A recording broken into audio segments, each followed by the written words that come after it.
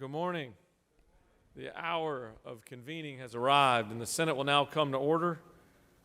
I would ask that all unauthorized persons exit our chamber.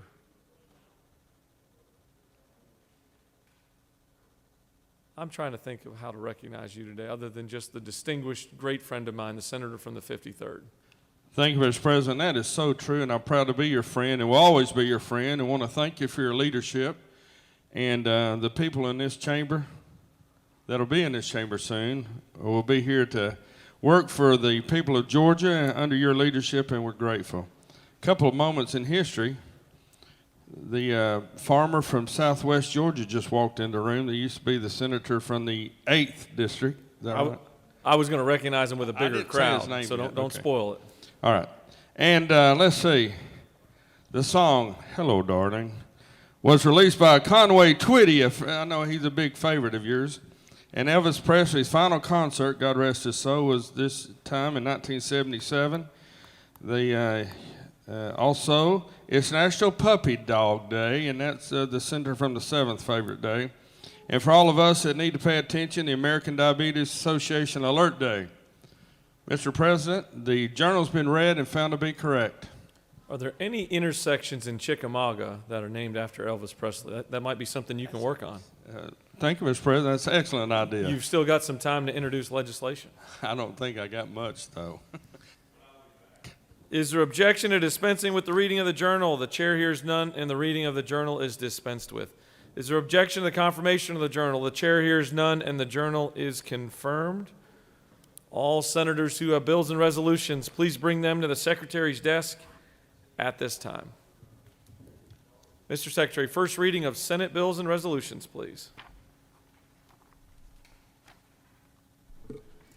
Senate Bill 308 by Senators Rahman of the 5th and others, a bill to be entitled an act to amend Article 12 of Chapter 3 of Title 38 of the OCGA relating to the Emergency Communications Authority so as to require the Georgia Emergency Communications Authority to establish a system of language translation. Public safety.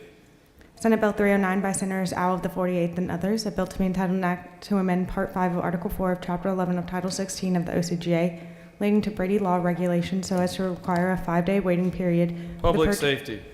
Senate Bill 310 by Senator Mullis of the 53rd, a bill to be entitled an act to amend Title 40 of the OCGA relating to motor vehicles and traffic so as to provide for registration and licensing of bicycles, to require registration of a bicycle for operation upon highways. Public safety. Senate Bill 311 by Senators Au of the 48th and others, a bill to be entitled an act to amend Chapter 8 of Title 35 of the OCGA relating to employment and training of peace officers so as to require Public safety.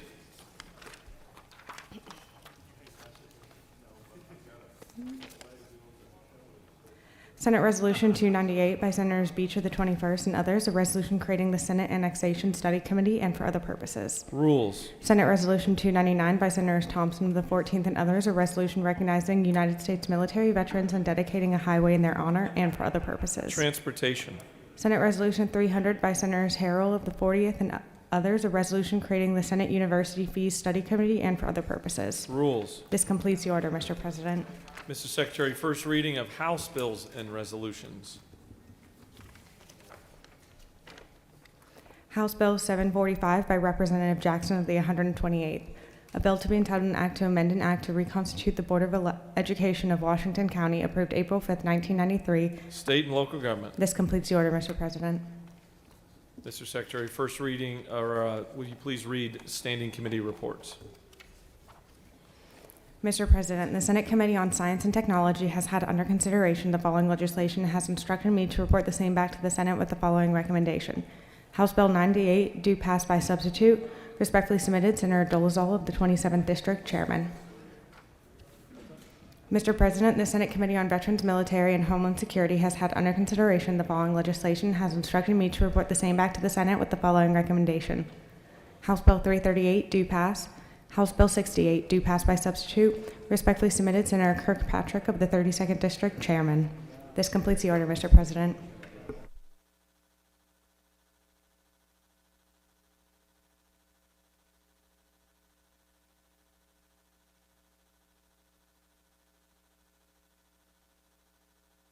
Mr. Secretary, will you please read bills and resolutions for the second time? House Bill 68 by Representative Clark of the 147th and others, professions and businesses, certain military certifications, extend time to qualify. House Bill 98 by Representatives Lumsden of the 12th and others, state government, conditions for meetings and public hearings to be held by teleconference and emergency conditions provide. House Bill 338 by Representatives Deloach of the 167th and others, motor vehicles, issuance of veterans' driver's licenses, revised qualifications. This completes the order, Mr. President. All right, it's now time for our morning roll call. It's now time for our morning roll call. We'll give them a minute to shake in from the rooms. We'll give it another minute. We'll stand at ease for 2 minutes.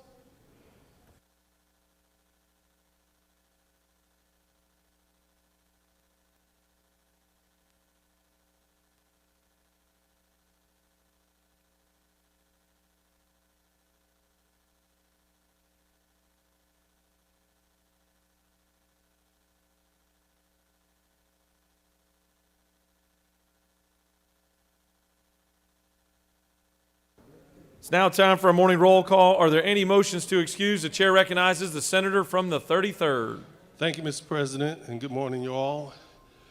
I ask for unanimous consent to excuse the senators from the 35th and the 38th for business outside the Capitol. Without objection, the senators from the 35th and the 38th are excused. Are there any additional motions to excuse? Chair recognizes the senator from the 29th. Mr. President, I ask for unanimous consent to excuse the senator from the 28th. While there could be multiple reasons, this is for business inside the Capitol. Thank you for that clarity. The chair, without objection, the senator from the 28th is excused. Any additional motions to excuse? The chair sees none. Secretary will call the roll. Senators, signify your presence by voting the yea switch. The secretary will unlock the machine.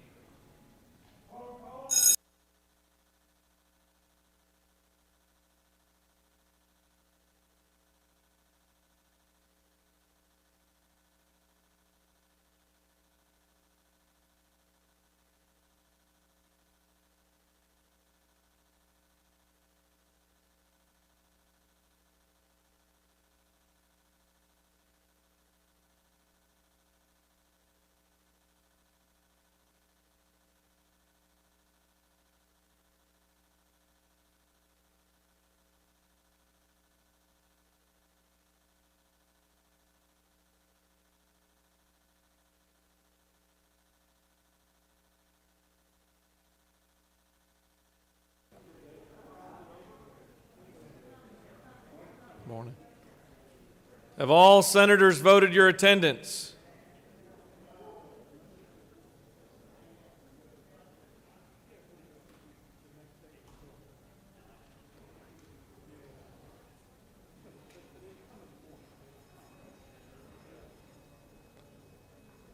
What's the hallway look like? We got a thumbs up in the hallway. Have all senators voted your attendance? Oh, we got one more coming in.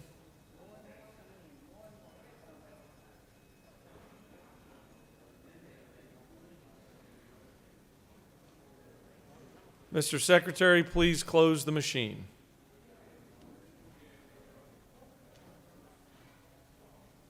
All right, it's now time for a morning devotional, and I'd ask that all senators take your seats, cease all audible conversations, and doorkeepers, please secure the chamber at this time.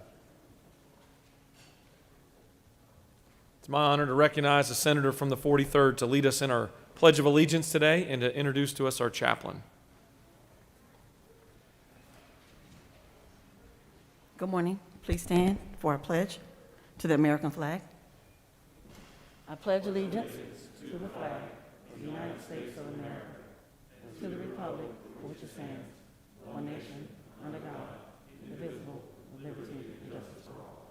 Now our Georgia flag. I pledge allegiance to the Georgia flag, to the principles for which it stands, wisdom, justice, and moderation. Sound like somebody had a frog in their throat. Good morning, colleagues. It is my distinct honor privilege and pleasure to introduce to you today our chaplain. Our chaplain, Bishop Jamie Arthur James Kroon, has demonstrated his commitment to teaching the gospel, witnessing Christ through the word and deed, and addressing the physical, psychological, intellectual, and spiritual needs of others. A native of Cleveland, Ohio, he received a call to preach in 1992 and went on to earn several advanced degrees in religious studies, sociology, divinity, and education from St. Leo University in St. Leo, Florida, and the Interdenominational Theological Center, ITC is what we call it, in Atlanta, Georgia. After having served many years in other ministries, Bishop Kroon became the senior pastor of Redeeming Love Christian Church, located in Conyers, Georgia. And in 2005, he founded the church. God has endowed Bishop Kroon with a fatherly apostolic anointing, which has helped to restore, bring about deliverance, and aid in recovering spiritual wholeness to the lives he has touched. He is motivated to do even more in the body of Christ and the world at large by seeing people experience the love of God and its power to change. Bishop Kroon is admired and respected by laymen and clergy alike. His ministry has crossed socioeconomic barriers and church normalcies to make evident the power of God, of which he has personal understanding. Bishop Kroon and Redeeming Love Christian Church have also had the great honor of connecting with Edwards Middle School in Rockdale County, as well as Clements Middle School and Indian Creek Middle School in Newton County, to support teachers and provide various supplies and needs throughout the school year. Bishop Kroon is married to my sweet friend, co-pastor Tanya Kroon, for more than 25 years, and together they co-labor to reconcile people to Christ by demonstrating the power of God's redemptive love and to fully equip the people of God in pursuit of their destiny. He is the proud father of 6 beautifully anointed children: Eric James, Arthur James II, Christian James, Stephen Xavier, David Benjamin, and Amaya Jaden. I present to you a really good friend, a constituent, but most of all, a man of God, Bishop Jamie Kroon.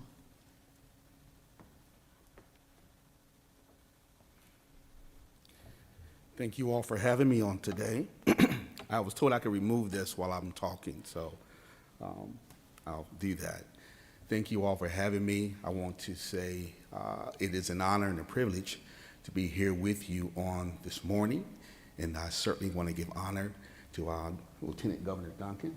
I like you just because you went to Sandusky, Ohio, so we have that in common. And again, it's such a privilege to be here. All of the Senate leaders and senators that are present, I thank you again humbly. I'm so appreciative of the opportunity. I was told that you guys run a pretty tight ship here, and I was given the instruction that you would give me 5 minutes. If that be the case, I just want to make sure that I understand correctly. If you would give me 5 minutes, would you let me know by raising your hand? 5, 10, 15, 20, 20. Oh yeah, I got plenty of time. I'm good. I got plenty of time. So I want to share just a couple things with you all, and then I'm going to pray with and for you. Amen. And so I'm going to read just a couple texts of scripture out of 1 Kings chapter 19, verses 11 through 13. And the word of the Lord reads, "Then God spoke to Elijah and said, 'Go out and stand on the mountain before the Lord.' And behold, the Lord passed by, and a great and strong wind tore into the mountains and broke the rocks in pieces before the Lord. But the Lord was not in the wind. And after the wind, an earthquake. But the Lord was not in the earthquake. And after the earthquake, a fire. But the Lord was not in the fire. And after the fire, a still small voice. Elijah heard it and wrapped his face in his mantle and went out and stood in the entrance of the cave." It's interesting because in this text we find that the Lord was not in the great and strong wind. And after the wind, an earthquake, but the Lord was neither in the earthquake. and after the earthquake, a fire, but the Lord was neither in the fire. Where we find the Lord, though, is in the still, small voice. Still implies motionless, lack of movement, not effervescent, no excitement, no enthusiasm or liveliness, subdued, not flowing. Small equates to lacking in size, in volume, and in strength, not large in comparison with others of the same kind. So it's interesting that the Lord we would find him in this still, small voice. As the Georgia Senate, you have this incredible responsibility of collecting each still, small voice from the places you live, from the places you love, and carrying these collective voices to be heard. The people trust you with their voices, their individual needs, their family needs, and even their community needs. It's an incredible responsibility and both an honor. And I believe it to be equally difficult. You are often asked to do the impossible, making brick without straw, fighting battles, many times up hills.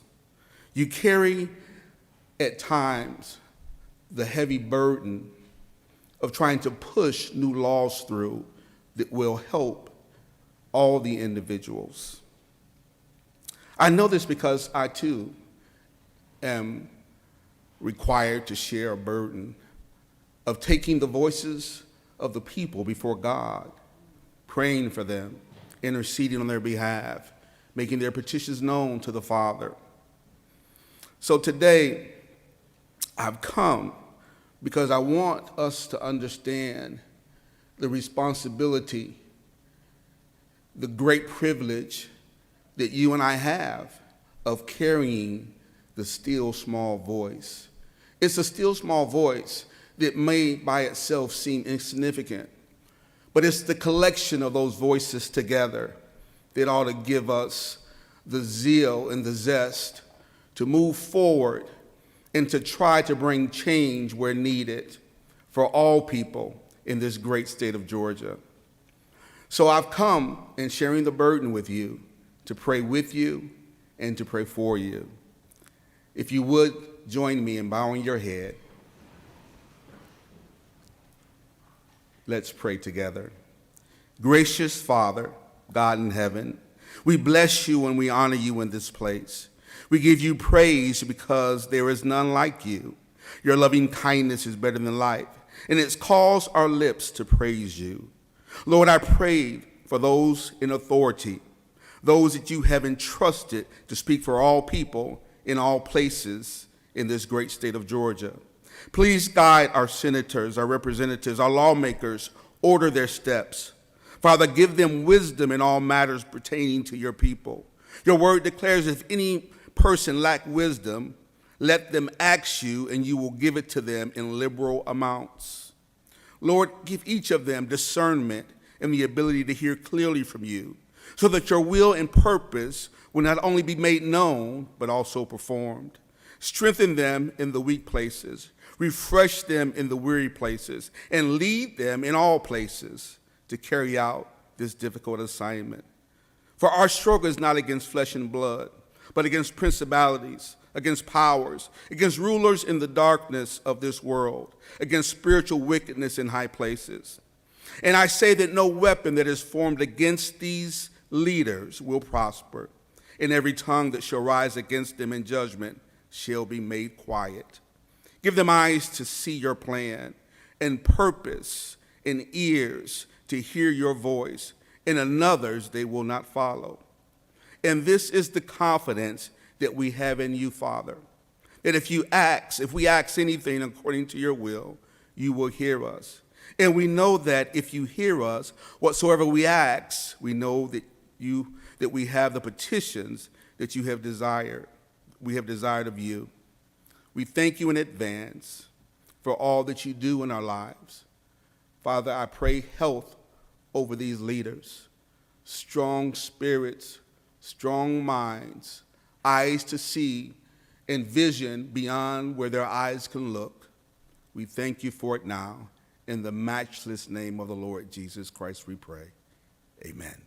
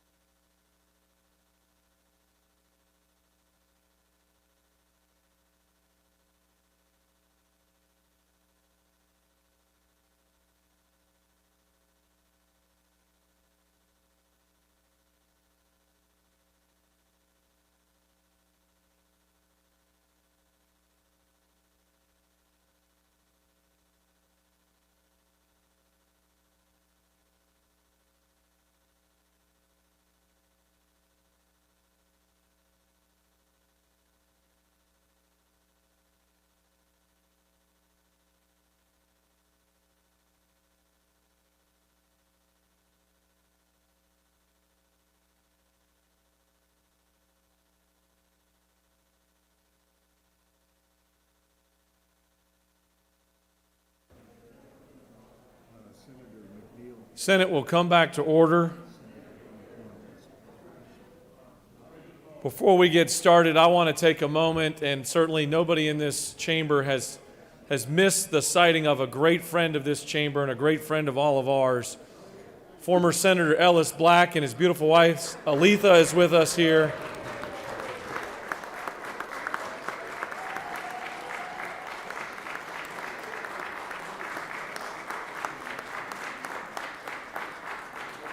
Ellis and I had the pleasure of sitting by each other in the House, and then we obviously had time to serve here in the Senate. But thank you for coming to see us, and thanks for continuing to just be such a great Georgian back home. We'll talk to you about the senator you sent up here later. Just kidding. Are there any unanimous consents? Chair recognizes the senator from, you have an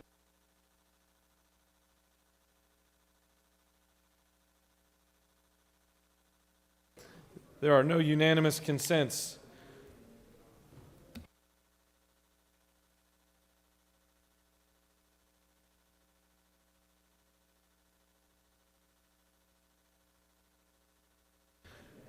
Chair recognizes the senator from the 3rd for a point of personal privilege.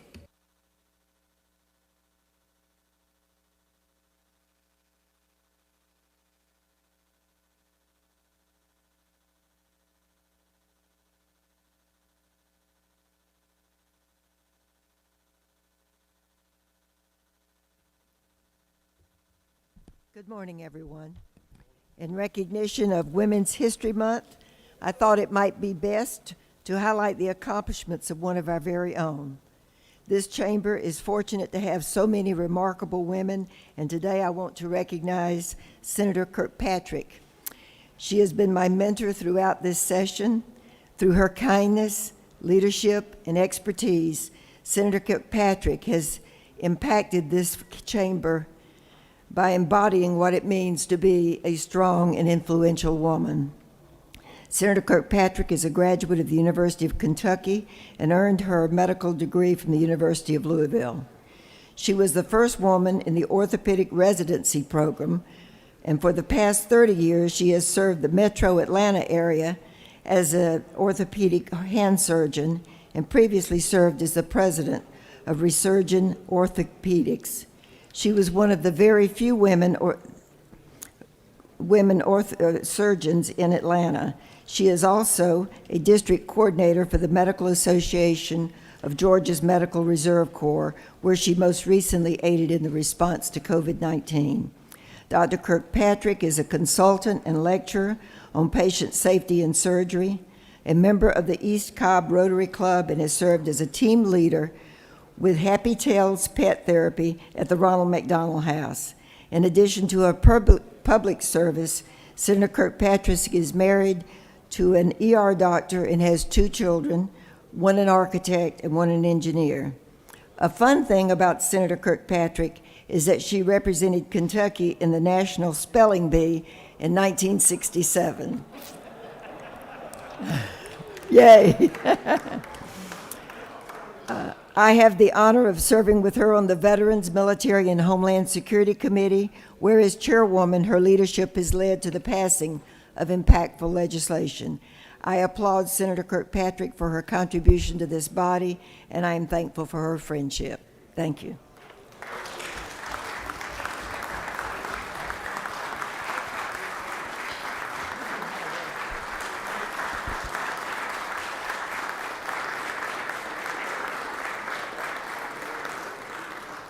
Great job, Senator. And I can't believe the Rules Chairman missed that tidbit about the spelling bee on his morning information. You misspelled it, that's right. Chair recognizes the senator from the 39th for a point of personal privilege.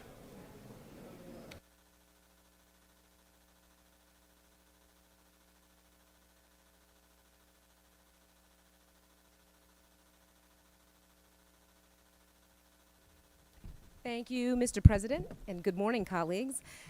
Today, I rise to recognize that it's the heavenly birthday for a friend, mentor, and a giant of a man, Maynard Jackson. Maynard Jackson was Atlanta's first African-American mayor, serving 2 consecutive terms from 1974 to 1978, 1978 to 1982, and was elected for a 3rd term in 1990. The death of Martin Luther King Jr. in 1968 prompted him to enter politics for the first time. And though he lost that first race, he ran because he wanted to energize Georgia's African-American electorate to take advantage of the Voting Rights Act that had just passed in 1965. He was actively involved in the National Democratic Party, and he founded the African American Voters League in 2001, and during that same year, he strongly supported the election of Shirley Franklin, who of course was Atlanta's first female mayor. At the time of his death in 2003, he had been appointed to a top position in the National Democratic Party. And I will really never forget. So June will be 18 years that he's passed away, because that's how fast time flies. Way too early for his time. He passed away at 65, leaving behind a huge legacy that people today still admire, look up to, are inspired by, and want to emulate, myself included. And so his family, well, he had a foundation, the Maynard Jackson Youth Foundation, that is still going to this day. It's a multi-focused leadership program that teaches disadvantaged 11th grade students in Atlanta. And more recently, his family produced a film called Maynard. That's a fantastic film, if you haven't seen it, that really chronicles his life in politics and talks about the kind of leader that he was. So happy heavenly birthday to Maynard Jackson. I yield the well. Chair recognizes the senator from the 14th for a point of personal privilege.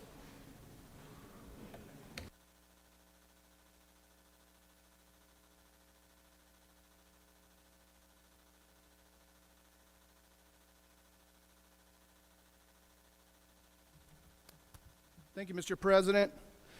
Yesterday we talked about discrimination and transparency. I'm going to go back to this exact situation we talked about with this tragic shootings.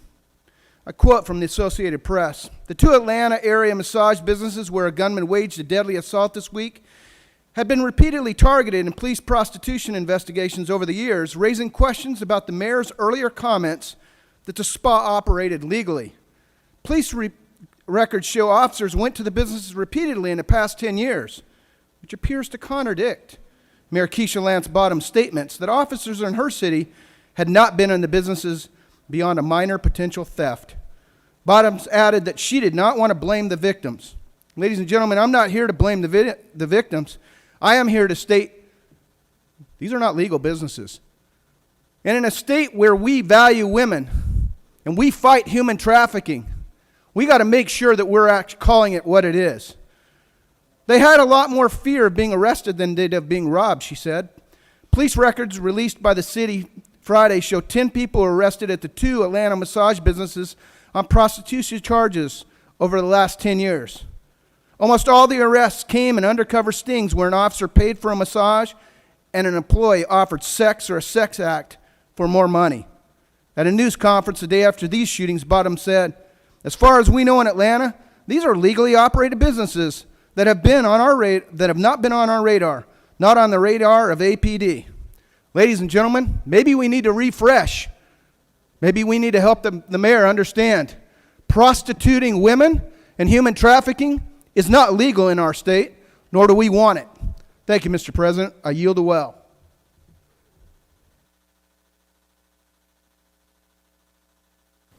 Chair recognizes the senator from the 36th for a point of personal privilege.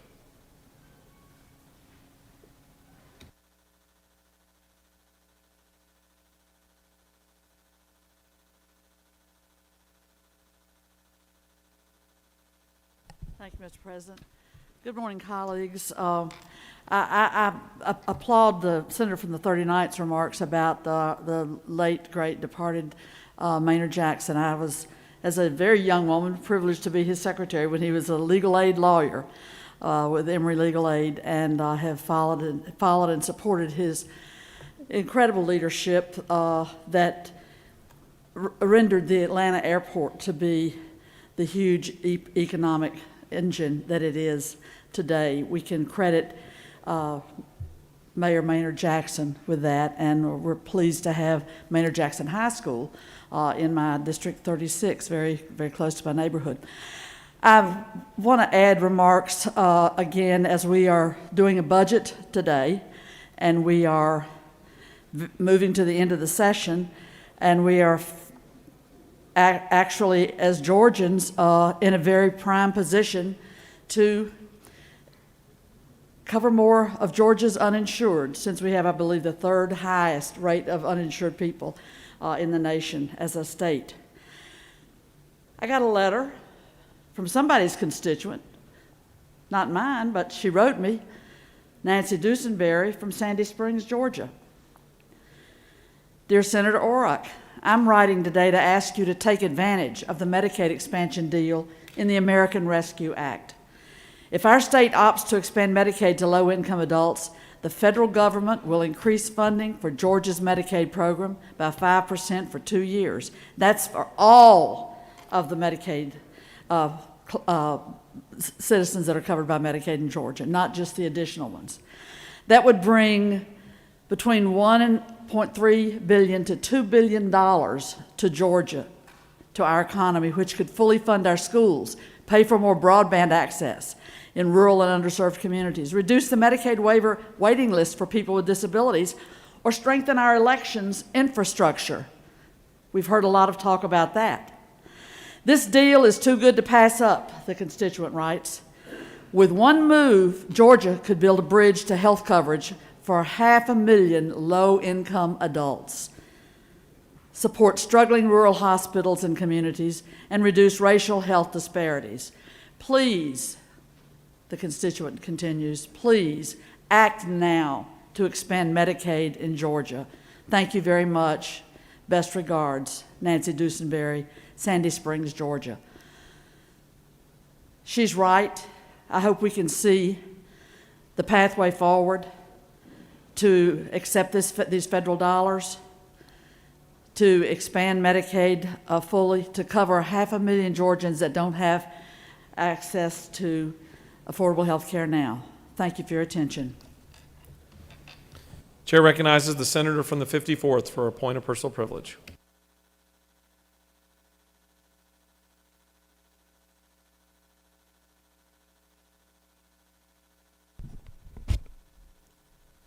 Thank you, Mr. President. Members, each year, each one of us look forward to the annual event for Dalton Day here at the Capitol, but due to COVID, we weren't able to have that this year here at the Capitol. But the City of Dalton and the Dalton Whitfield Chamber of Commerce wish for each of you to receive your rug for 2021. As agriculture remains Georgia's #1 industry, this year's rug pays respect to all that agriculture brings to our state. At the back of the chamber, there are a couple of boxes full of rugs, and each one of you're encouraged to pick up your rug today. This year's rug is a gift to each of you from the many good folks from my hometown, Dalton, Georgia. Dalton, the home of the Dalton State Roadrunners, and also, of course, we remain the carpet capital and the floor covering capital of the world. And this is this year's rug, and I just hope you'll pick yours up. And thank you, Mr. President, and as an honor, I'll issue you the first one.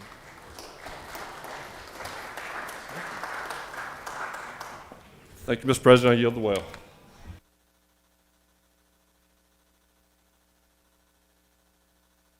Thank you, Senator.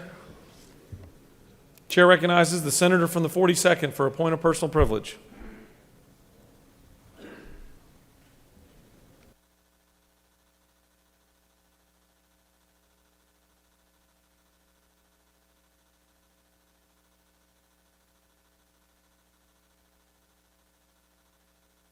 Thank you, Mr. President.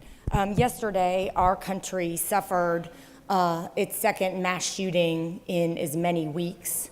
In Boulder, Colorado, yesterday, 10 people, including a police officer, were killed at a supermarket. And of course, that adds to the 8 people killed just a week ago right here in our state. That's 18 people dead in 7 days. And this shooting in Boulder was at least the 246th mass shooting in the United States since January 2009.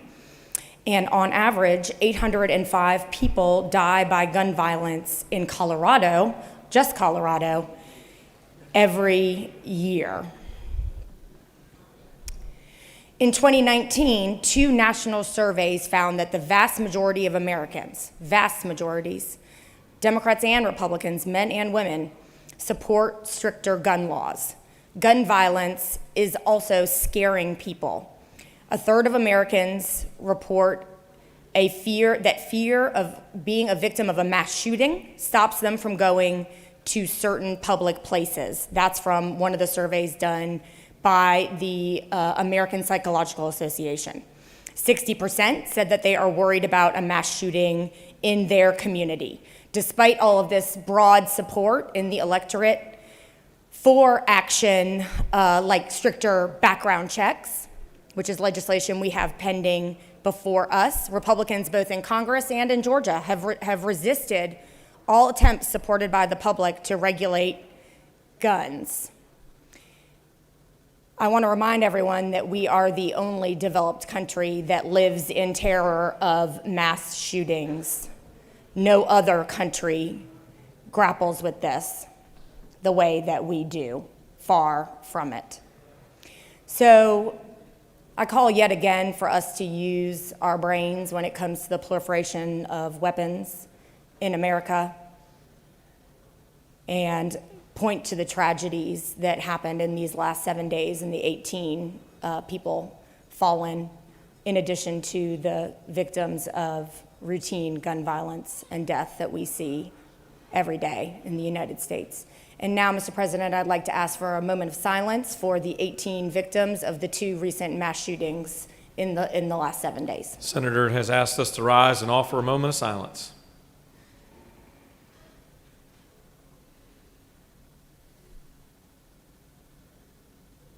Thank you.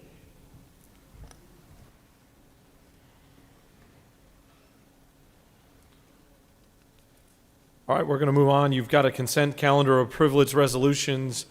Does any senator wish to remove a resolution from the consent calendar? Is there objection to the adoption of the resolutions on the consent calendar? The chair hears none, and the resolutions on the consent calendar are adopted.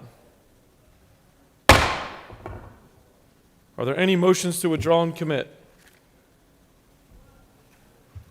Chair sees none. Chair recognizes the majority leader for a motion. Mr. President, I move that House Bill 451 be engrossed. Mr. Secretary, can you please read the caption?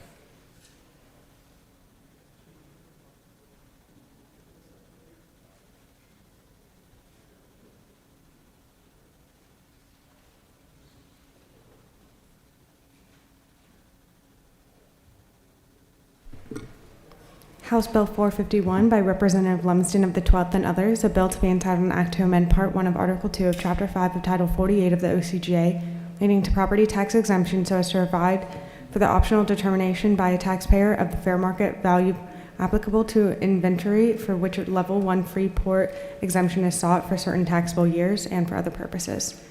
This completes the order, Mr. President. The majority leader has moved that House Bill 451 be engrossed. Is there objection? There is objection. Would the majority leader like to speak to his motion? He waives.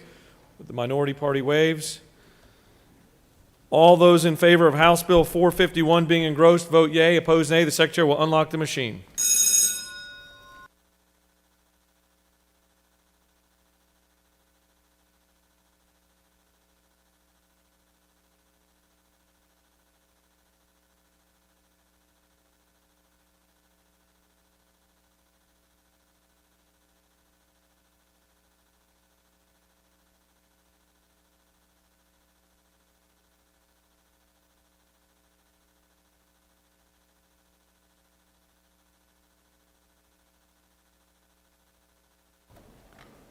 Have all senators voted?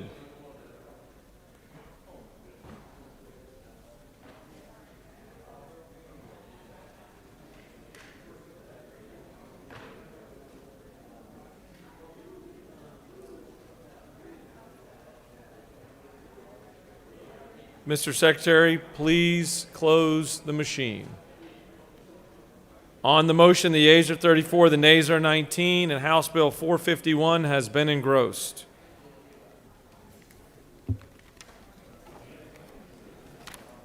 All right, we're now moving on to the rules calendar.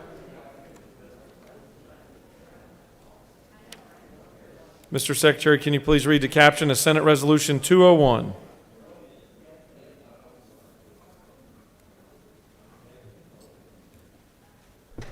Senate Resolution 201 by Senator Miller of the 49th and others, a resolution recognizing and commending SK Innovation and for other purposes. The Senate Committee on Rules recommends that this resolution do pass. Respectfully submitted, Senator Mullis of the 53rd, Chairman. This completes the order, Mr. President. Chair recognizes the senator from the 49th. Chair recognizes the pro tem. You were hiding on me over there. To present Senate Resolution 201.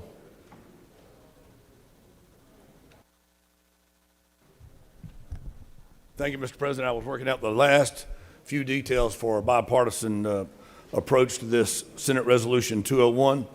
As many of you know, there's been a long ongoing dispute between SK Battery Company and LG over the proprietary information that's been used. The International Trade Commission has issued an adverse ruling against SK, and there's a lawsuit pending. This is for full disclosure of all the information. Whatever the corporate malfeasance has been, or may not have been, and which has not been proven in court, we urge LG and SK to settle their intellectual property dispute for the sake of all Georgians, particularly for the sake of all Georgian jobs. Right now, there are 200 people involved and are employed at this plant, and they make an average of over $40,000 a year. And I think equally important to this is that there's 70% of the world's lithium-ion batteries. Pro Tem, will you hold on for one moment? Certainly.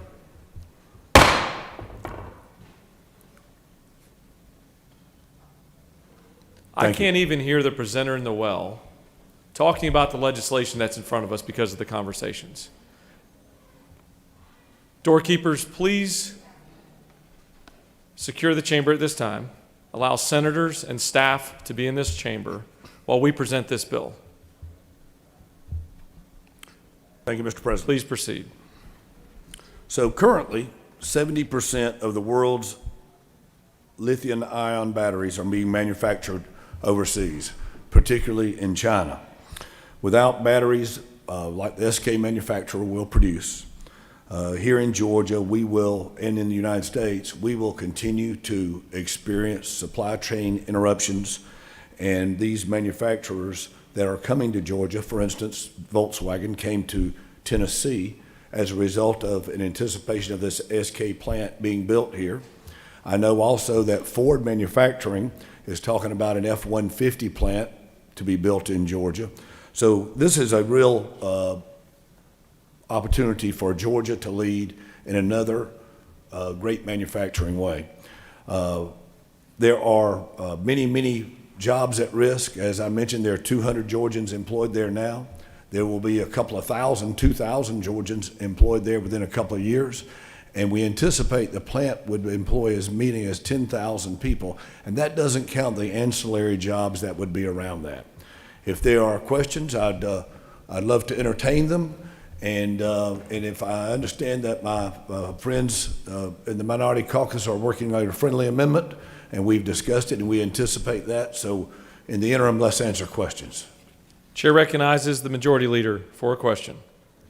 Thank you, Mr. President. The Senator, will you yield? Certainly. I like this battery concept that you're talking about. Yesterday, the senator for the 42nd was up in the well, and she was talking about alternative fuel sources to help the environment.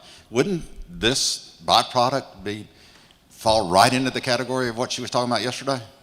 Hand in glove, Senator, hand in glove. And what we want to do is we want to give Georgians choices of their energy sources. Thank you. So again, if we can give Georgians sources of energy choices, there's no silver bullet. It's not all internal combustion. It's not all hybrid. It's not all electric. It's a combination of. Late arriving amendment.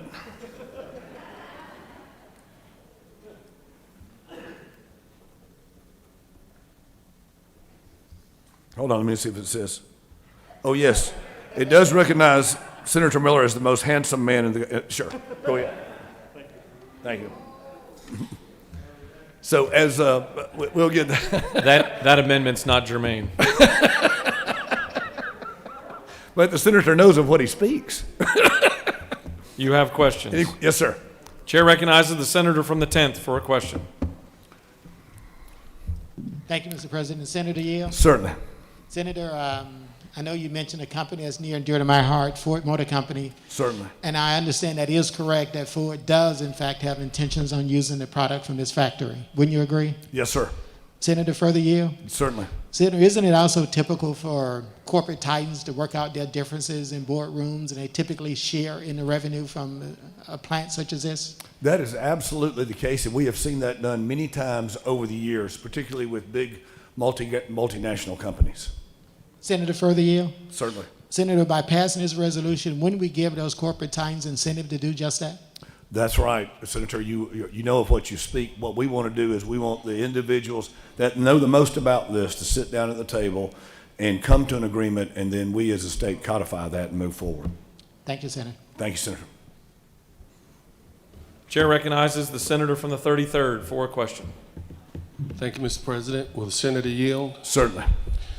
Would it be a chance that a car manufacturer by the name of Honda might use some of these batteries? Well, not currently, but that might be the case in the future. That's correct. And this would be good for all manufacturing, not just automobiles. It would be large battery users, large energy users. When we think about large battery users, we think about boats, we think about cars, we think about all-terrain vehicles. There'll be a lot of different vehicles would use this. Chair recognizes the senator from the 36th for a question. Thank you, Mr. President. Does the senator yield? Yes, ma'am. I'd be delighted to The senator yield from to Hall my friend County, from the 36th. from Flowery Branch. Senator, I've raised this with you just earlier in a sidebar conversation. What information do we have about how much Georgia has invested of our state dollars in bringing this factory? I forget the term that I used when I described it. Do you recall? You didn't quote a number. I thought Georgia has significant economic investment in this. Our Department of Economic Development plus investment by individuals in that region, ultimately we'll be in the billions of dollars. Of state dollars? No. Total state investment. and private sector yes, and ma'am. public sector dollars. Yes, ma'am. That have been put together. I don't recall offhand the economic development for Georgia, investment for Georgia. Thank you. You have no more questions. We have an amendment, Mr. President. If you don't mind, I'll say that this is a friendly amendment, and as we were talking a few weeks ago, we'd like to come together on issues that are good for the state of Georgia and good for the people of Georgia. Thank you, Mr. President. I yield the well. Chair recognizes, Mr. Secretary, will you please read the amendment? Senators Butler of the 55th and others offers the following Amendment 1 to amend Senate Resolution 201 by striking lines 55 through 57 and replacing them with LG to work with SK Innovation to come to the table and negotiate in good faith to reach a favorable settlement to address the intellectual property issue and for other purposes. This completes the order, Mr. President. Chair recognizes the minority leader to speak to the amendment.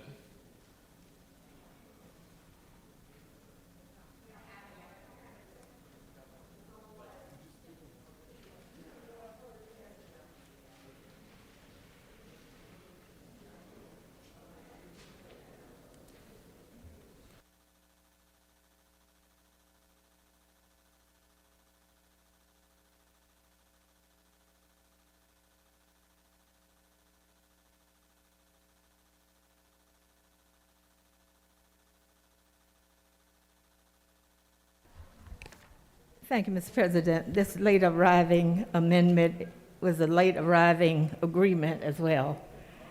We support this wholeheartedly. Thank you.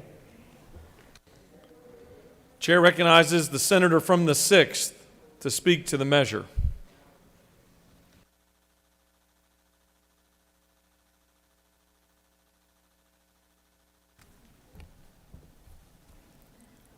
Thank you, Mr. President. I think most are aware of kind of what the issue is, but just to kind of set the table a little bit, the SK Battery America company has a plant in Jackson that already employs 250 people. And they say they will eventually hire 10,000 workers to provide batteries for American-built vehicles, just like the pro tem indicated with respect to Ford and the like. And I even think there may be some deal with Volkswagen as well. This is the issue. On February 10th, the United States International Trade Commission issued a ban on the use of that technology after a 2-year period because LG, which we are all aware of, LG, the big Korean company, has alleged that SK stole that technology. And basically, the International Trade Commission said, yeah, we think they stole it, and so that's not a good thing, right?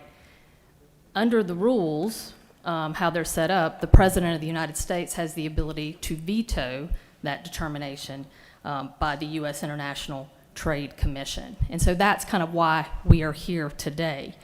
There have been calls, I know, by the governor for the President to veto it. And I'm not sure if that's necessarily the right way we should go in light of the fact that there's been a determination that we've had one company stealing trade secrets from another. I think what we can all agree on is that we need to protect those jobs, period, regardless of the U.S. International Trade Commission decision and what the President decides. But per the amendment, we think the best option is for both sides to settle before the deadline. It's pretty simple. LG has indicated they don't believe that SK will leave regardless of the decision. LG has represented that they would make sure that Georgia is whole, hinting that they would invest in the plant. Obviously, there aren't any specifics, but LG has publicly urged SK to enter into settlement negotiations with them.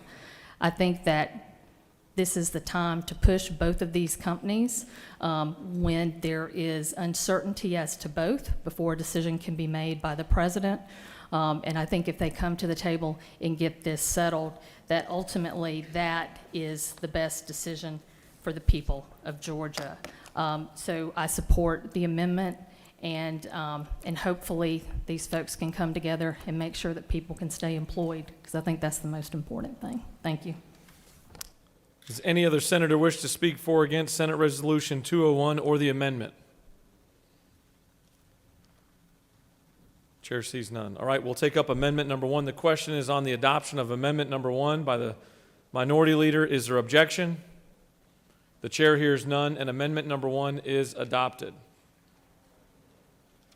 Is there objection to agreeing the report of the committee which is favorable to the adoption of the resolution? The chair hears none. The report of the committee is agreed to. Is there objection to the main question being ordered? The chair hears none, and the main question is ordered. The question is on the adoption of the resolution as amended. All those in favor, vote yea. Opposed, nay. The secretary will unlock the machine.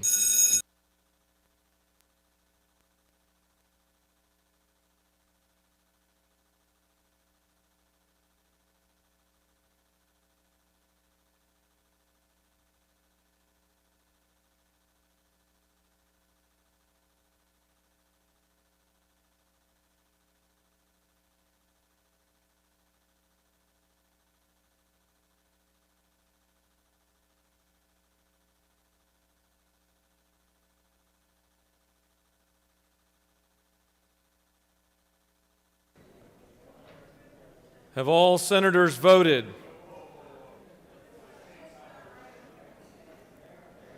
Have all senators voted? Mr. Secretary, please close the machine. On the adoption of the resolution as amended, the yeas are 54, the nays are 0. This resolution, having received the requisite constitutional majority, is therefore passed as amended.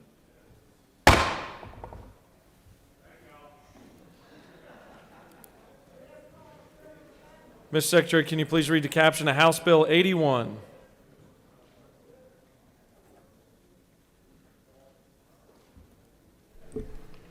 House Bill 81 by Representative Ralston of the 7th and others, a bill to be entitled an act to make and provide appropriations for the state fiscal year beginning July 1st, 2021 and ending June 30th, 2022, and for other purposes.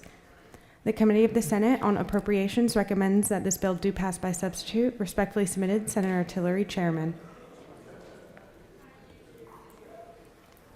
Senate Appropriations Committee substitute to House Bill 81, a bill to be entitled an act to make and provide appropriations for the state fiscal year beginning July 1st, 2021 and ending June 30th, 2022, and for other purposes. This completes the order, Mr. President. Chair recognizes the Appropriations Chairman to present House Bill 81.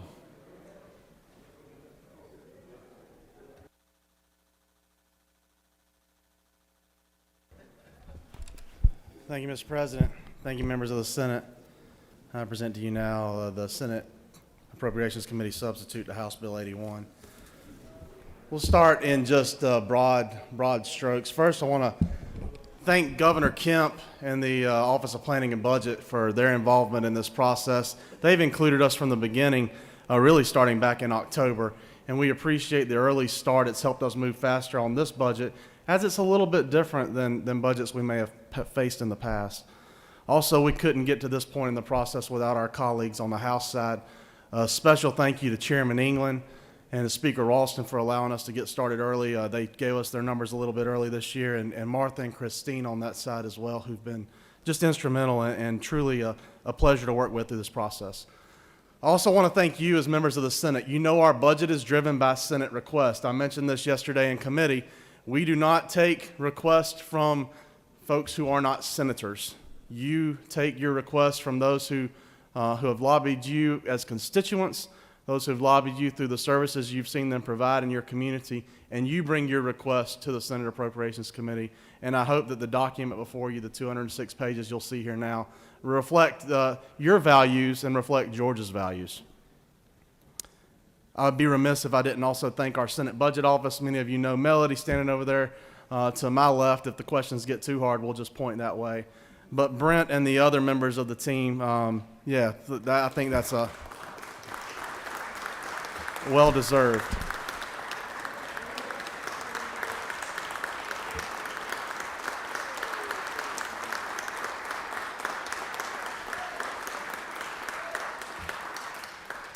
And while we've mentioned it several times in the past few years, I think it's appropriate to mention it one more, that this has not been an easy time on the Senate body itself. It's not been an easy time on the Appropriations Committee, and it's certainly not been an easy time on the Senate Budget and Evaluation Office, because we still miss, while we appreciate our new colleague from the 4th, we will always remember and fondly hold dear our Senate colleague, Chairman Hill, and the many years that he devoted to this process. And Senator from the 15th, I want to take a special point and point out how much he dearly loved you. And he mentioned that on multiple occasions. Big picture on the House Bill 81. It's a $27.2 billion state fund budget. It's a growth of about 2.58% over last year's budget. The big adds are in two areas. They're going to be in education. You're going to see one large item. The largest add is in the QBE formula, $567.5 million there. You're going to see two other large adds in education at the USG, where we fund credit hour and square footage increases not only from FY22 but also for FY21, totaling roughly $128 million there. I think it's appropriate now to also point out to you that while those are the big adds in education, they do not begin to touch what our friends at the federal level are sending down for education. Just this morning, we received an update on the K-12 budget. We're expecting $4.2 billion to flow into local boards of education through the most recently passed American Rescue Plan. I realized in committee, I think I kept calling it the American Recovery Plan. It's the American Rescue Plan. That will far dwarf any additions that we make in our budget, and it more than wipes out any reductions that we've made during the pandemic, as our budgets were somewhat in a little bit of a crisis mode. Our second biggest add, and still in education, I want to point out that we add $66 million to the TRS formula to fully fund the required employer contributions for FY22. In the health is our next largest add. You'll see roughly $40 million added there. We agree with the House adds for behavioral health. And we're also going to add some other things that I may discuss later on in this budget or that you may bring up as questions. While those are the two biggest adds, our differences are mainly focused on changes that we placed in this budget that recognize federal funds. You'll see a large percentage of those federal funds are recognized throughout your budget because we knew that you needed to go back and explain to your constituents where those funds went, and also so that you could understand as members of this body where those funds were flowing. I want to give you a slight caution there and tell you that some of those are estimates. We know while we know we're to the dollar what we're expecting for local school boards, we do not know to the dollar where we're expecting certain things in the health budgets. So we've done the best estimate we can based on current information, and so you may even see those true up and change again if there is a conference committee report later on. If you're just scanning through from the front to the back, the first thing you're going to come to is the Senate ads. We placed the monies in there to match certain House ads. There were a few that we disagreed with, but we can talk about those specifically later. You'll next move on to the judicial budget, and you'll see that we agree with the House funding for almost all the branch requests. There's two differences. One, we thought there should be a funding for one step increase for public defenders. For prosecutors. We did not fund the second increase because that's an increase, a step increase that came back during the last recession, the Great Recession, and nobody saw that step increase then. We also took funds in the Superior Court budget, pulled it out of senior judges, and placed it strategically into a position to fund law clerks for all Superior Court judges across the state. There are still Superior Court judges who do not have law clerks. We think that that's an intentional add to help tackle the court backlog we may see in the future. The Senate budget funds increased positions at the State Ethics Commission to address matters that senators have brought up specifically here, and they did in their Senate request. We also fund certain salary increases for critical positions, those being in the Department of Agriculture, Department of Banking and Finance, DDS, which I think I mentioned in committee, is probably the agency that most directly impacts and touches our constituents, the Department of Juvenile Justice, and the Department of Corrections. Earlier on, I'd mentioned the $40 million in ads that you saw in this budget from the House that we've already agreed with for Department of Behavioral Health. We also had a couple of others. We added $1.5 million for respite care services, and we also added another $1 million for mental health telehealth, and had other specific additions for direct care support services, as was requested by members of this body. You'll see we also agreed with two of the big gubernatorial initiatives that were supported by the House, $39.5 million that was added for rural innovation, and a $10 million addition for broadband infrastructure grants, which when coupled with the $20 million of broadband infrastructure grants in the amended budget provides $30 million that can be pushed out into broadband over the next 18 months. In the Department of Community Health, we had several changes. One I want to highlight for you the first one, though, is an agree. We agree with the House to support $35 million in disproportionate share hospital payments to help with indigent care. We had a ad of our own for $800,000 to fully fund the all-payer claims database. This helps implement Senate Bill 482, and it also helps us make analytical decisions concerning health care as we move forward into the future. In our ABD Medicaid and LIM Medicaid, you'll see that in line 90.8, we moved to update our cost reports from the 2012 cost report, which we're currently running off of, to the 2019 cost report. We also fund 3% inflation there. And in line 90.13, we support supplemental payments for quality incentives in skilled nursing facilities. Also important in those same line items, you'll see that we support a 10% increase for home and community-based service providers. And we also provide strategic rate increases of 3% for dental codes and for 18 primary care and OBGYN select codes in the Medicaid budget. The budget laying before you now also supports 188 new resident positions. That's a cost of about $2.5 million. And we seek to address the shortage in medical examiners and forensic pathologists with a $250,000 add in GME, but we've coupled that with other funds that you'll see in the Georgia Bureau of Investigation's budget, which I know has been a specific request from the senator from the 26th, the 20th, and the 18th in Macon.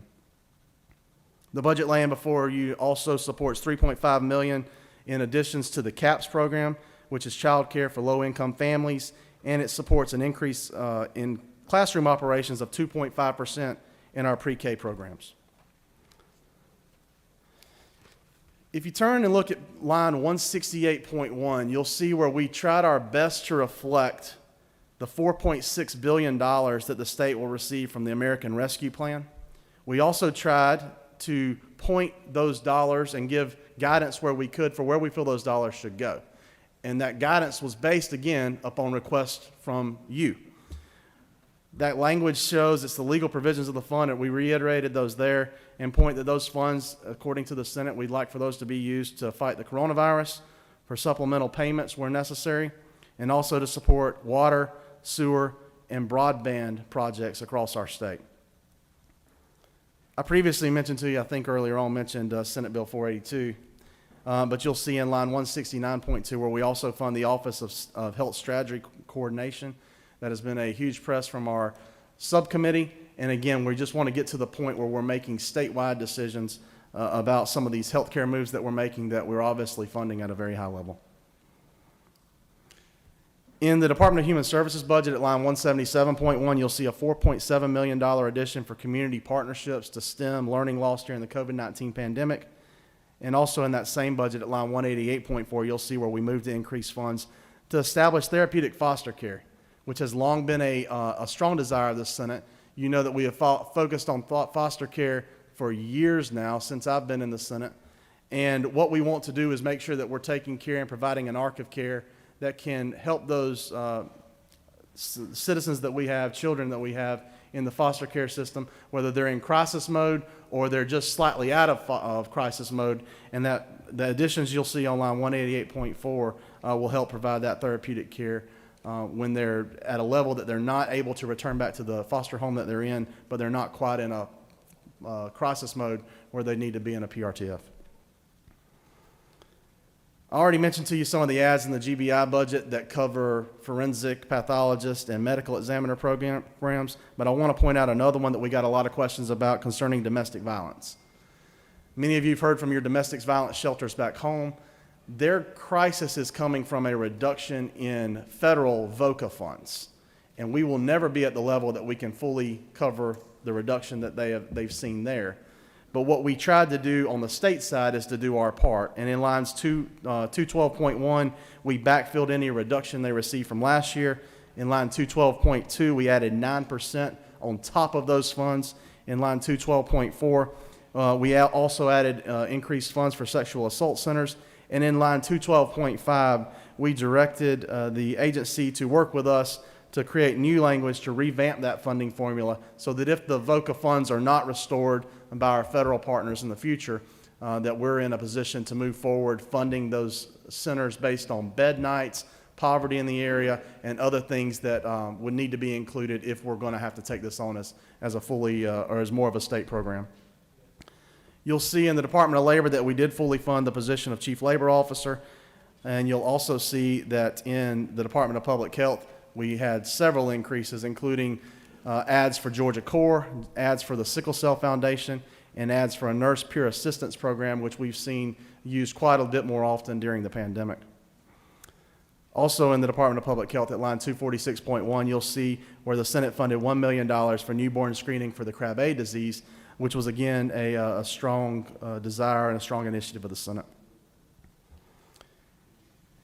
In moving on down the budget a little bit more, you'll see we agreed with the House on the creation of new job classes in the Department of Public Safety, but we took an additional step to also provide educational incentive pay and to fully fund a 75-person trooper school to raise the total number of troopers on the road, which has long been an initiative of the senator from the 56th. You'll see we also funded a school resource officer program, which was, again, an initiative from our friend, the senator from the 10th, and that's reflected in this budget as well. Skipping down a little bit to the Board of Regents budget, we funded several of the Lieutenant Governor's initiatives, including $1.5 million for the Partnership for Inclusive Innovation, $500,000 for the ATDC program, and $1.7 million for the Georgia Research Alliance. Just below that, we coupled this in with a Senate priority, which is to provide a program for rural coding based out of the Cyber Center at Augusta University so that we can make sure, regardless of your zip code, our students are prepared to enter jobs in the 21st century. At line 278.2, you'll see where we have included funds for a partnership for Clark Atlanta University with MCG at Augusta University to support the nationally recognized prostate cancer research center. And we also added funds at line 280.4 for for an aviation career path, at Middle Georgia State University. In the Secretary of State's budget, we had two ads that I want to point out to you. One is to provide additional funds for the Medical Cannabis Commission so we can make sure that that product is available for families who have long been awaiting that need. And also $1.5 million for overt, covert, and forensic ballot security pursuant to Senate Bill 62. I already mentioned the $1.2 billion in federal fund ads for USG. Those funds also are partly used for TCSG's program, but we additionally funded $6 million for growth at TCSG and $1.5 million to fully support the Senate Bill 204 program to provide diplomas, as was championed by the senator from the 37th. If you look at the DOT budget, the changes there will look very similar to the changes we made in the amended, where we tried to enhance dollars for capital construction by reallocating transportation funds from several areas and moving them into capital construction. And then the last part of the budget, which is the part that I see many of you have already turned to, so I don't think I need to highlight it, the bonds. You've already made it there, and you've probably already seen what you were looking for in those line items. The thing I want to highlight about this budget is two things. One, we are in a better position than we thought we would be at this point in time last year. But this budget reflects that. But at the same time, I think it reflects the caution that we feel as we're rolling into another year with a lot of uncertainty on the horizon. We know that federal funds at some point in time will stop. We know that there have been a lot of changes to federal taxing laws that will probably ripple down to the state. And as those continue to do so, the great days that we've seen on Georgia revenues now may begin to slightly falter. I also need to point out to you that we are well behind in refunds that we've seen at this point in time normally in a year. So as we begin to pay out those refunds, I'm a little concerned, not that we're going to go under, but that we will be at a position that we may not be as strong as we currently feel that our numbers are. I want to tell you thank you on behalf of me personally for allowing me to present this budget to you and to work with you to help represent your districts. I hope it's a budget that reflects your values and reflects the values of those in your district. And Mr. President, if there are no questions, I'll yield the well. You have a couple of questions. The chair recognizes the Dean of the Senate to your right for a question. Thank you, Mr. President. Senator Yield. Yes, sir. Senator, first of all, I'd like to thank you for the great work you've done on the budget. And I have three questions in three different areas. One is on page 11, dealing with the accountability court judges. Can you tell me what line item you're looking at? Oh, yeah, this is 14.1. And the big heading is Council of Accountability Court Judges, and 14, I believe it's 14, yes. And the reason I'm looking at that is because I remember being the lead sponsor on the bill that established those courts. What I'm looking at is that amount, $667,000. Does that cover funding for all of the accountability courts in the state of Georgia? And I'm just, the amount it seems low is what I'm getting at. Is that? Yeah, sure. I'll tell you, Senator, thank you for that question. It supports felony drug courts, DUI courts, juvenile drug courts, family dependency treatment courts, mental health courts, and veterans courts. And it also supports the Council on Accountability Court Judges. Yeah. And consider further yield? Yes, sir. The reason I was looking at it because it has veterans in there. Have we had an experience, a decline in veterans being running into problems because of the combat and PTSD? Have they sort of declined in their entry to the courts? Or and the figures, what I'm looking at, I would think it would be much bigger than that. Right. Well, Senator, about that specific question of whether or not we've had more veterans addressed in the courts, I'll get with you and with Justice Boggs later on, and we can find out that specific answer. But I will tell you there is not a reduction in that line item in this year's budget. Thank you very much. Senator Yield, on Yes, sir. a couple of other issues, and I apologize because I don't know the line. I was going pretty fast on that. Sickle Cell Foundation, you mentioned the amount on that, and I was looking because in Columbus, Georgia, I believe they have a big problem with sickle cell issues and having to travel far and wide trying to get the funding. And we're trying to increase that funding, and we're just peeling you into future budgets that we can avail ourselves of some of the services we need. That we have a place, but we don't have enough funding to get the doctors and the tests they need in order to have a more efficient court.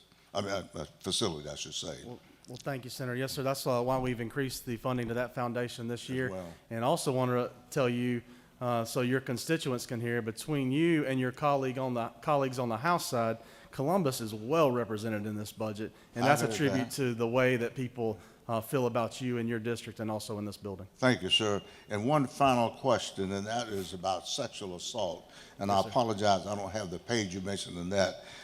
You mentioned that the sexual assault, and I've had a lot of calls from one lady there who runs a facility there trying to help sexual assault victims, does a great job. In the budget, only $34,000 was their budget, and it had declined because of drops in the budget and things like that. And we're trying to make sure that that area expands to her needs and try to help as many victims as she can. Yes, sir. I think the line item is actually quite a bit larger for that this year, and also make sure that we don't accidentally blend domestic violence shelters with sexual assault centers, because we fund them separately in the budget. The line item ad for domestic violence shelters from the Senate side alone is over, I believe it's close to $1.5 million, and the sexual assault center is about 5 times the number I think you mentioned. Well, thank you very much. Appreciate the Yes, information. sir. Thank you for the great work. Chair recognizes the senator from the 42nd for a question. Thank you, Mr. President. Will the senator yield? Yes, ma'am. Thank you so much for your hard work on this budget. I hadn't, with everything going on down here, I hadn't had enough opportunity to pay specific attention to the process, and so I'm hoping you can walk me through a couple of outstanding questions I have, mostly surrounding the utilization of the money from the American Rescue Plan. I'm looking at page 69 just as an example. Can you give me a line item? 122.1, 122.2, 122.3. So, and then also at your memo that sort of distills what some of the things we're doing. So, for example, on the memo, on page 1, we are adding $567 million to offset 60% of the austerity reduction for K-12 and 60% of the austerity reduction for, some other programs, it looks like. My question is, I guess, twofold in referencing both of these documents. I know that the American Rescue Plan money can be used to backfill budget holes. So here we're filling 60%, for example, on these items, and then... Well, can I stop you there for a second, Senator? Sure. So I think that's slightly incorrect. The American Rescue Plan dollars can be used to backfill lost revenue, but we're backfilling the QBE reduction with state funds at 60%. Oh, no, I know. Okay. But then that means we have 40%, 40% from the 2 fiscal years ago. So you're saying, still are we still unfilled. 4% down on QBE with state funds? Yes. Is that correct? Correct. Yes, okay. So for example, my understanding is that the American Rescue Plan can be used to fill that 40%. That is true.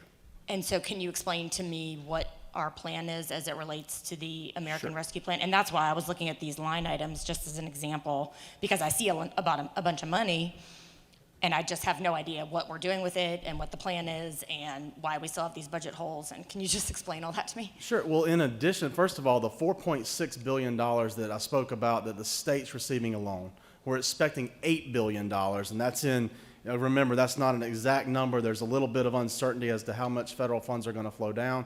Roughly $4 billion of those dollars would go straight to local governments. Roughly $4.6 billion we expect will go to the state. And then on top of that, that's not all. It's almost like a television commercial. Wait, there's more.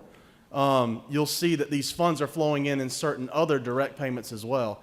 And what I want to see where I've got I want to see if I've got the exact amounts that'll come into local school systems.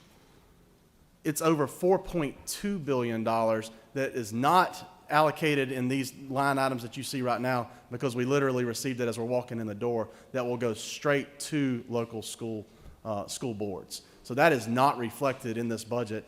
That $4.2 billion will more than make up. So if the 567 is roughly 60%, if you say that we have roughly 400 million left that we haven't fully funded for QBE, that amount that's coming from the federal budget is over 10 times that amount. So we do feel that our local school systems are going to be more than adequately made whole based on funding you'll see from the federal government. Thank you for that explanation. Do you yield for another question? Sure. So in looking at, for example, 122.3, 122.4, we're recognizing the funds. Can you tell me what that means and what is going to happen with this money? So these are federal funds. As I told you, that we know $4.6 billion is coming to the state directly for those four purposes that were outlined really in Senate priorities and also by the statutory language of the American Recovery Plan. These are in addition to that $4.6 billion that we know are coming to specific areas, and we tried to tie them back and show you where they were going as closely as we could to the budget document you were used to looking at, so that when you're talking to your constituents and a constituent says, hey, why did we have a reduction in, which the 3 lines you pointed out didn't have reductions, but suppose there had been a reduction in the CAPS program, you could say, state funds were moved out because federal funds were moved in those instances. But in this instance, like you're talking about with CAPS, state funds weren't moved out. They just got an extra $607 million on top of the state funds. Okay, great. And then with like the Head Start money, the Child Care Stabilization grants, is that actually officially where it will go, or what's the sort of transparency around what actually ends up happening with Right, so this money? language it recognizes the anticipated federal allocations of that particular federal fund. So that's what it matches most closely to what we already fund in our budget to help you.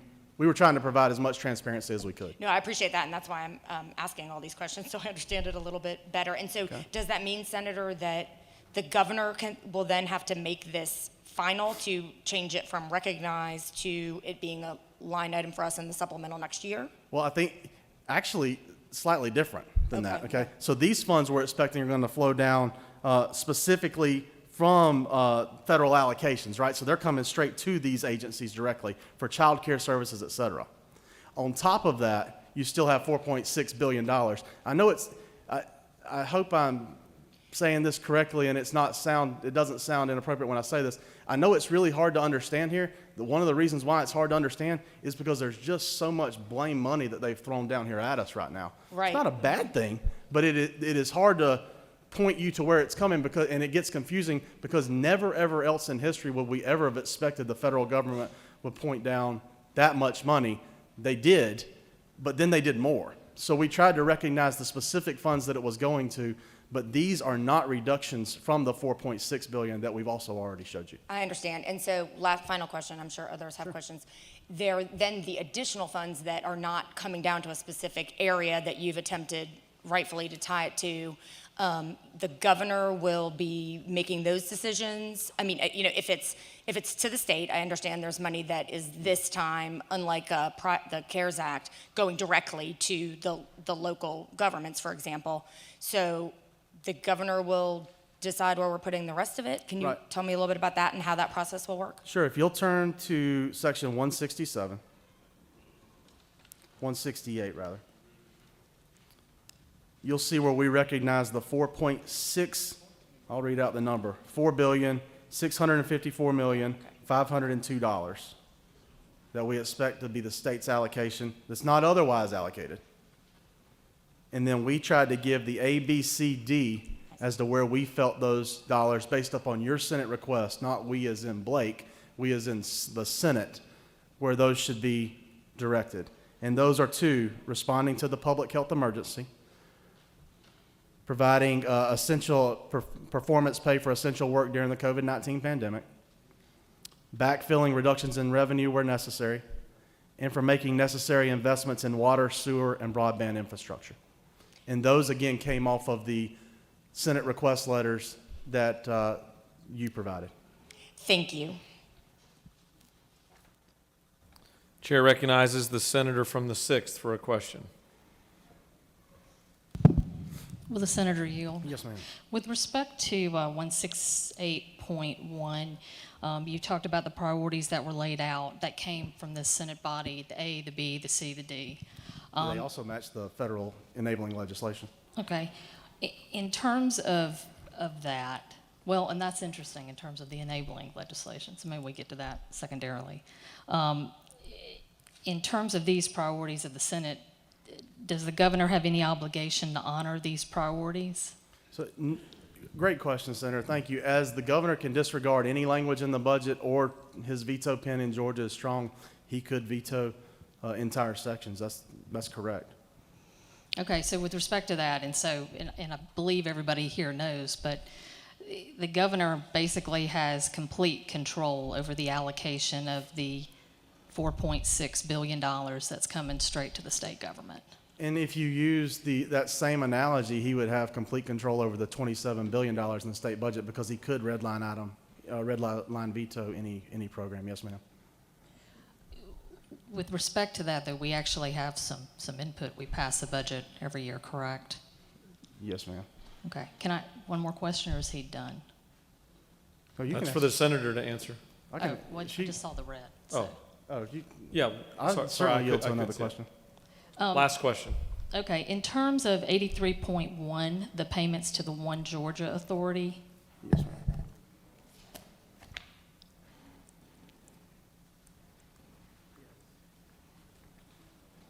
And it's page 47. Yes, ma'am. There's been an increase of $40 million given to this authority that's controlled by the governor that really doesn't have any oversight or input with respect to this body. Can you tell me with respect to what is that supposed to be used for? Yes, ma'am. The purpose of this allocation was to fund a rural innovation fund. It was a request, it was one of the governor's priorities, and it would be exclusively for grants to rural communities, and it'd be more flexible than the EDGE and the equity grant programs that we currently have, which are tied to certain other things that seem to sometimes benefit more metro areas. So it would help with rural, spreading jobs in rural communities. But I do take issue with one of the things you said there is when it goes to the One Georgia Fund, the One Georgia Fund has board members on it. One of them is the president of this body. The other is the president of the body across the hall, the speaker. It also has other various board members. So I do think we do have inclusion and oversight. In fact, we have a One Georgia Oversight Committee from this body, which I serve on as well. The senator's time in the well has expired. Thank you, Mr. President. I urge favorable consideration of the Senate Appropriations Committee substitute to House Bill 81. Chair recognizes the senator from the 6th to speak to the measure.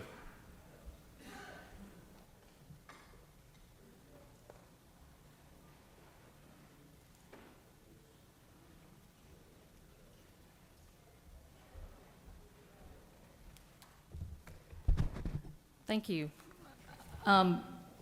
Just to kind of follow up on this One Georgia Authority, we've basically, I think in fiscal year 20, it was approximately, the amended, it was 20 million. In 21, it was 24 million.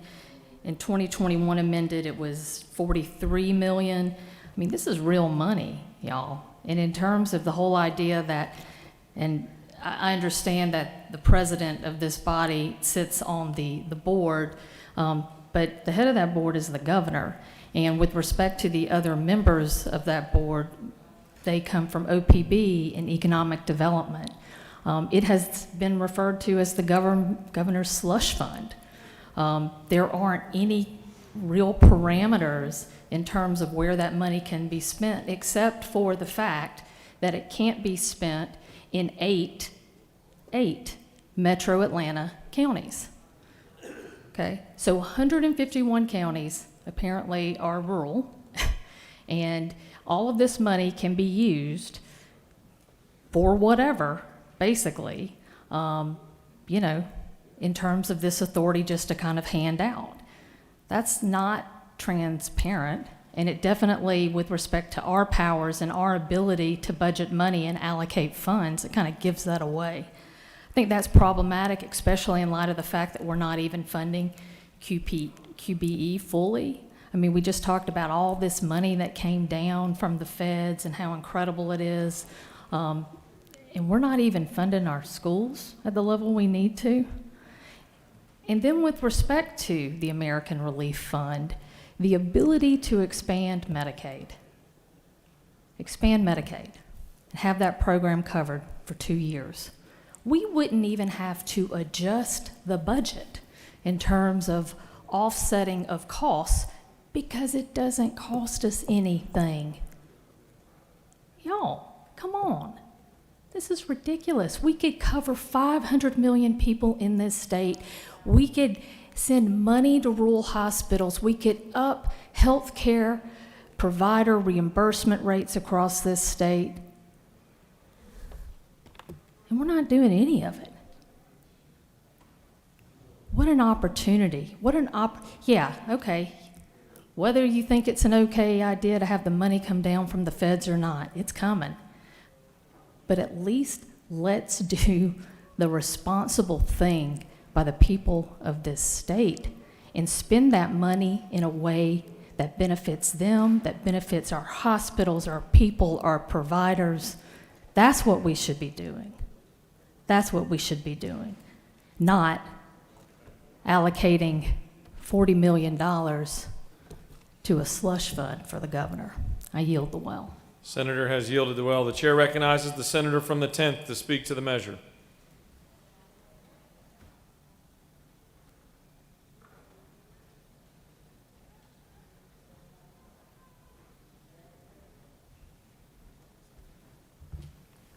Thank you, Mr. President, members of this body. I rise in support of the efforts of the chair from the 19th in putting together a budget that truly should represent all of Georgia.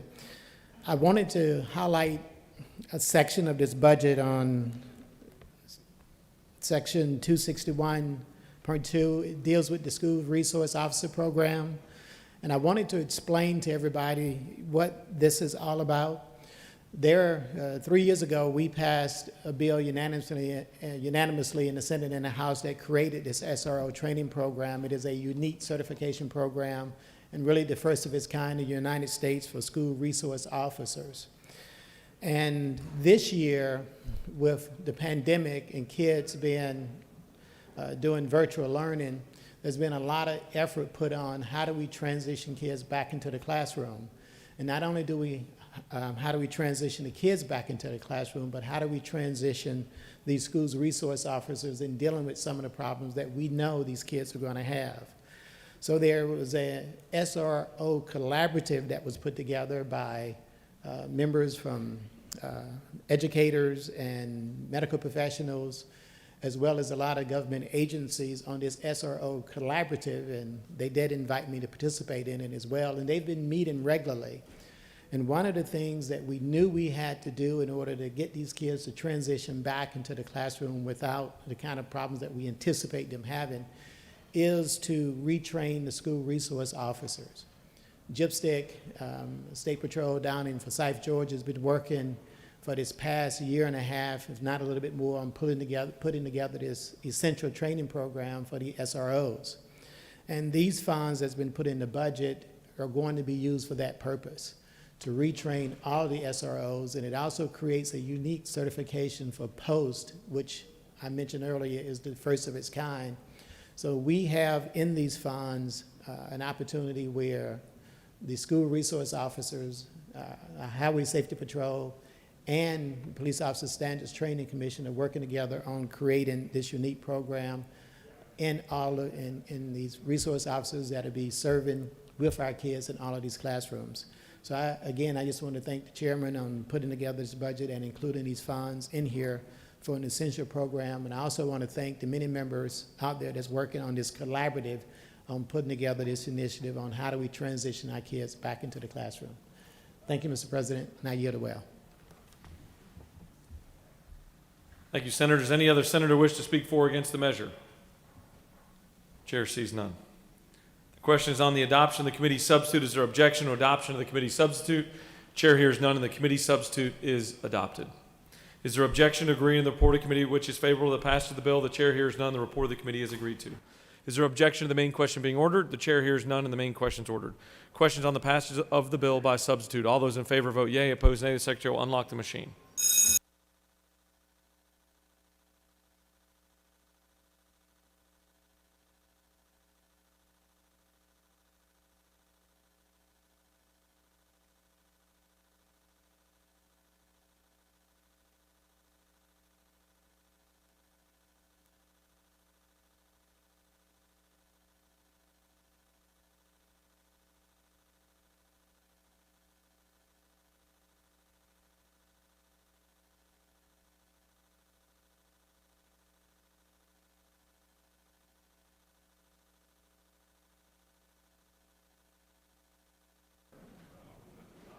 Have all senators voted?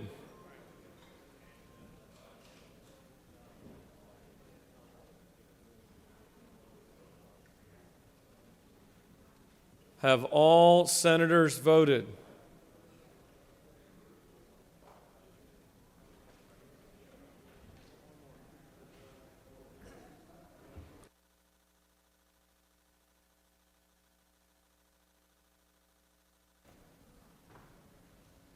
Mr. Secretary, please close the machine. On the passage of the bill, the yeas are 54, the nays are 0. This bill, having received the requisite constitutional majority, is therefore passed by substitute.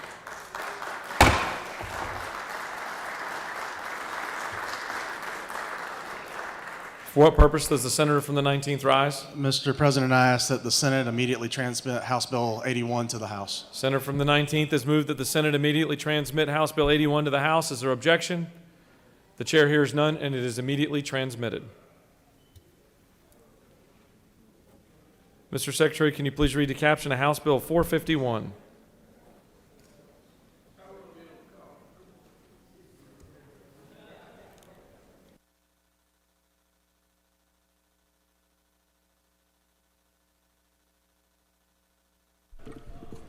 House Bill 451 by Representative Lumsden of the 12th and others, a bill to be entitled an act to amend Part 1 of Article 2 of Chapter 5 of Title 48 of the OCGA leading to property tax exemption so as to provide for the optional determination by a taxpayer of fair market value applicable to inventory for which a Level 1 Freeport exemption is sought and for other purposes. The Senate Committee on Finance recommends that this bill do pass by substitute. Respectfully submitted, Senator Huffstetler of the 52nd, Chairman. Senate Finance offers the following substitute to House Bill 451, a bill to be entitled an act to amend Part 1 of Article 2 of Chapter 5 of Title 48 of the OCGA leading to property tax exemption so as to provide for the optional determination by a taxpayer of the fair market value applicable to inventory for which a Level 1 Freeport exemption is sought and for other purposes. This completes the order, Mr. President. The chair recognizes the senator from the 53rd to present his 300th bill of the year.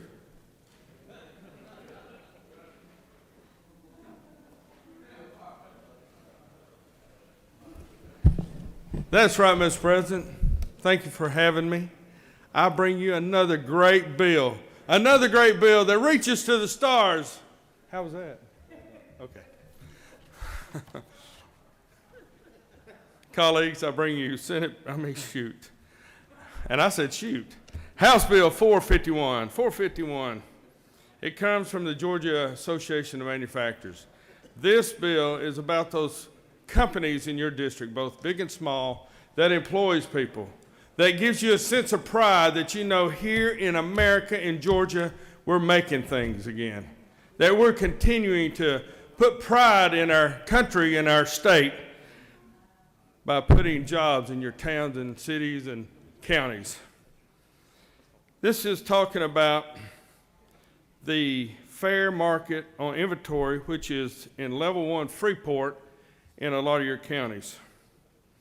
This only applies to the finished goods for the year 2001. And you ask, well, why that year? Well, this is simply a fairness act that was brought to us by the COVID situation. As you can imagine, last year before COVID hit us, we had people ordering large manufacturing goods, and customers that they deal with often ordering a large quantity of manufacturing goods. The economy was good, and they were moving forward with products to put in their stores or to build things with. And what happened? COVID hit. It canceled the orders. It put the orders on the shelf, and now the manufacturers are stocked full of orders where they couldn't sell. So now, this bill, the manufacturers now have finished goods in their inventories that this bill will, after 12 months of this, it will provide some relief on their taxation for the ad valorem when it comes to Freeport. As you know, all the goods that manufacturers make are taxed if they don't sell them by the end of the year in some counties and some cities. This right here will hold those, will not allow them to be taxed for those products made in 2021. That's all it does. I'll be delighted to answer any questions if you have any.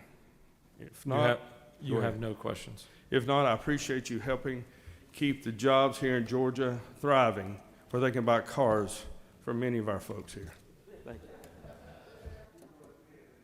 Does any other senator wish to speak for or against House Bill 451? For what purpose does the senator from the 43rd rise?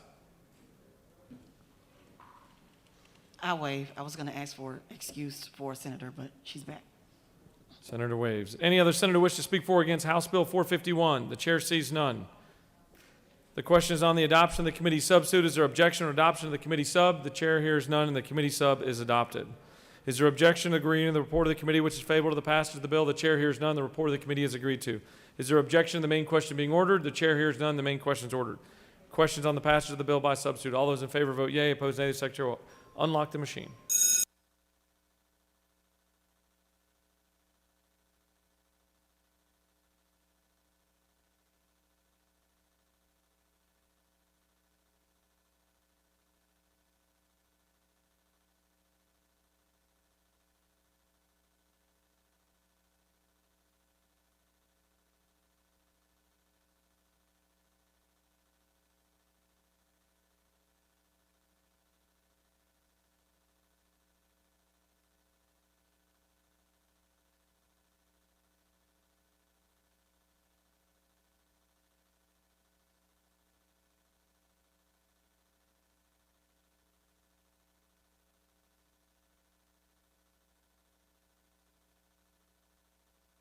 Have all senators voted?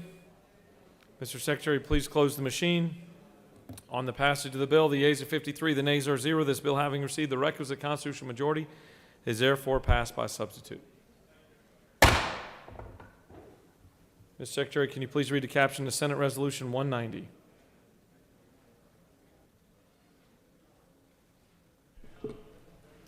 Senate Resolution 190 by Senator Burns of the 28th. A resolution urging Congress to allow individuals to retain the right to use their image and likeness to shield them from copyright infringement and for other purposes. The Senate Committee on Rules recommends that this resolution do pass. Respectfully submitted, Senator Mullis of the 53rd, Chairman. This completes the order, Mr. President. Chair recognizes the senator from the 28th to present Senate Resolution 190.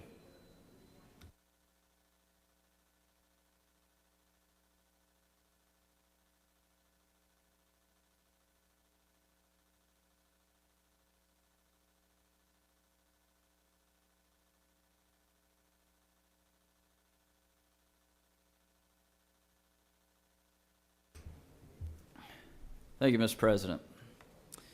Colleagues, today I bring you Senate Resolution 190. And Senate Resolution 190 really arose from an issue that happened in this very chamber. And it happened to one of my colleagues, one of y'all. And in fact, it was a member from, not from my party, but from the minority party. But I consider all y'all colleagues, I consider all y'all friends, and when I see a wrong, I'm going to try to make it right. And what we saw was we had a media outlet with special privileges allowed in this chamber that very few outlets have access to. In fact, most, maybe 2 or 3, are even allowed on the Senate floor. And they took a picture of our colleague. Our colleague, and I don't, for full transparency, and my friend and colleague from the 26th has given me permission to share this with y'all. But his picture of himself was used in an online publication and an online campaign, and he got sued for using that likeness, or the organization, the association that used his likeness got sued. Again, a picture of himself, and with his permission, that photo was used, and they got sued over it. And I just, I think with today's technology and today's social media, I think it's long overdue for Congress to take a look at our copyright laws. And I appreciate all 51 members of this body that signed on to this resolution to encourage Congress to really dive in and really just update the copyright laws that we have on the books. And we'll be looking at them in this state as well to see what we can do to address these types of issues. I'll share with you a similar issue I faced back home. I had a mother reach out to me, this was a few years back, about 3 years ago, and she originally reached out. Her child had received his medical marijuana card. He had one of the 17 listed diagnoses in the law, and she was having trouble getting the card, and she quite honestly didn't think that her son was going to make it through the weekend, and so I reached out to our local DPH, and our DPH guy down there, he went above and beyond and got that child the card. They hand-delivered it to him, did a great job. Well, about a week later, that child passed away. Well, there was I guess it was a stepbrother of the child that died, had for his profile picture on Facebook, had a picture of this child who had some illnesses, but the brother had his profile picture of this child flicking off the camera, and of course he's in the picture there. Well, the mother asked Facebook to remove that picture because she obviously didn't want that to be a lasting impression of her child. Well, due to copyright laws, Facebook wouldn't touch it. They wouldn't force them to remove it. And again, these are just types of things that we as a society, we've got to update our laws to keep up with our ever-changing technology in this country. And so simply this resolution is urging Congress, not asking, we're urging them to really update these laws.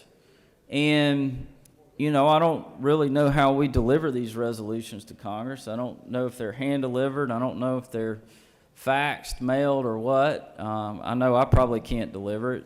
Some of y'all might call it an insurrection if I go up there and deliver it. So, but either way, we're going to get them this urging resolution. So with that, I ask for your favorable consideration on Senate Resolution 190. I yield the well. Senator has yielded the well. Does any other senator wish to speak for or against the resolution? The chair sees none. Is there objection to agreeing the report of the committee which is favorable to the adoption of the resolution? The chair hears none. The report of the committee is agreed to. Is there objection to the main question being ordered? The chair hears none, and the main question is ordered. Questions on the adoption of the resolution. All those in favor vote yea. Opposed, nay. The secretary will unlock the machine.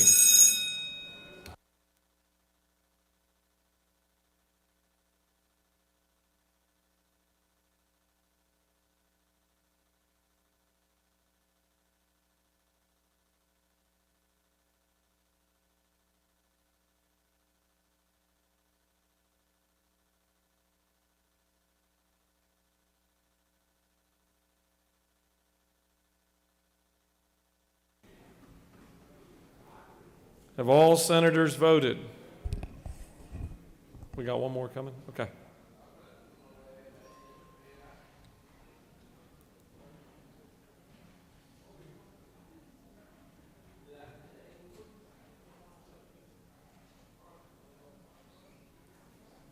Have all senators voted? Mr. Secretary, please close the machine. On the adoption of the resolution, the yeas are 52, the nays are 0. This resolution, having received the requisite constitutional majority, is therefore adopted.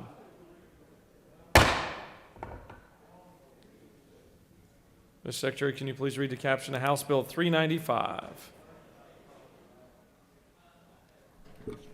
House Bill 395 by Representative Belton of the 112th and others, a bill to be entitled an act to amend Chapter 10A of Title 43 of the OCGA, relating to professional counselors, social workers, and marriage and family therapists so as to revise certain licensing provisions, to enter into an interstate compact known as the Professional Counselors Licensure Compact, to authorize the Georgia Composite Board of Professional Counselors, Social Workers, and Marriage and Family Therapists to amend the compact in this state and for other purposes. The Senate Committee on Health and Human Services recommends that this bill do pass. Respectfully submitted, Senator Watson of the 1st, Chairman. This completes the order, Mr. President. Chair recognizes the senator from the 52nd to present House Bill 395.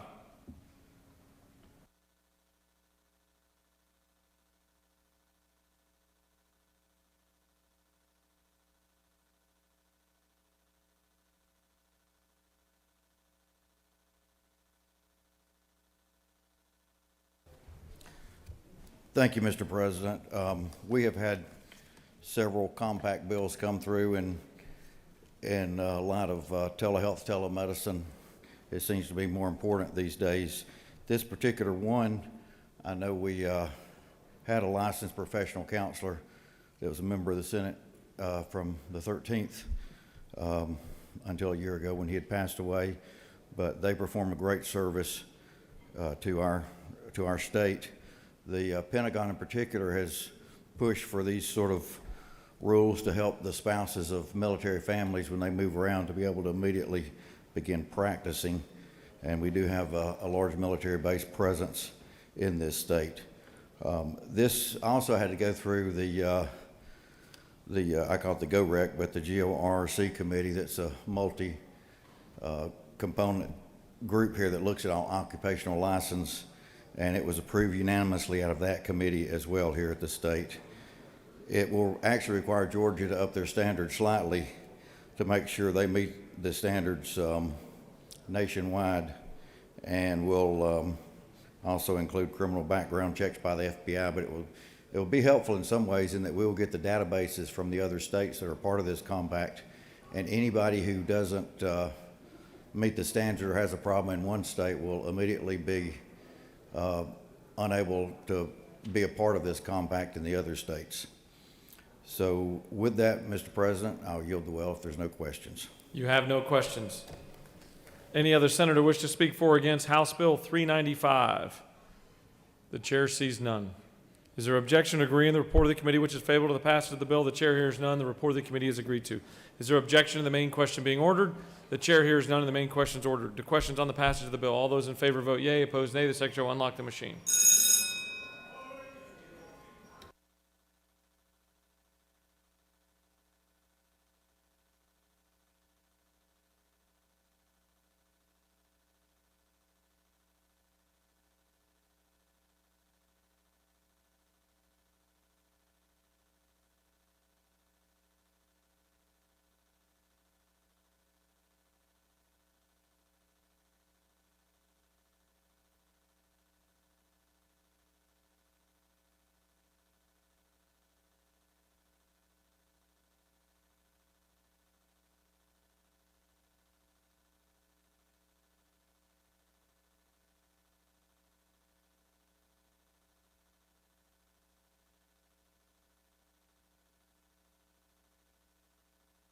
Mr. Secretary, please close the machine. On the passage of the bill, the yeas are 53, the nays are 0. This bill, having received the requisite constitutional majority, is therefore passed.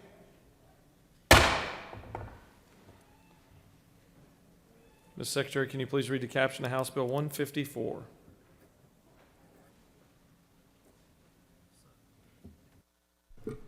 House Bill 154 by Representative Reeves of the 34th and others.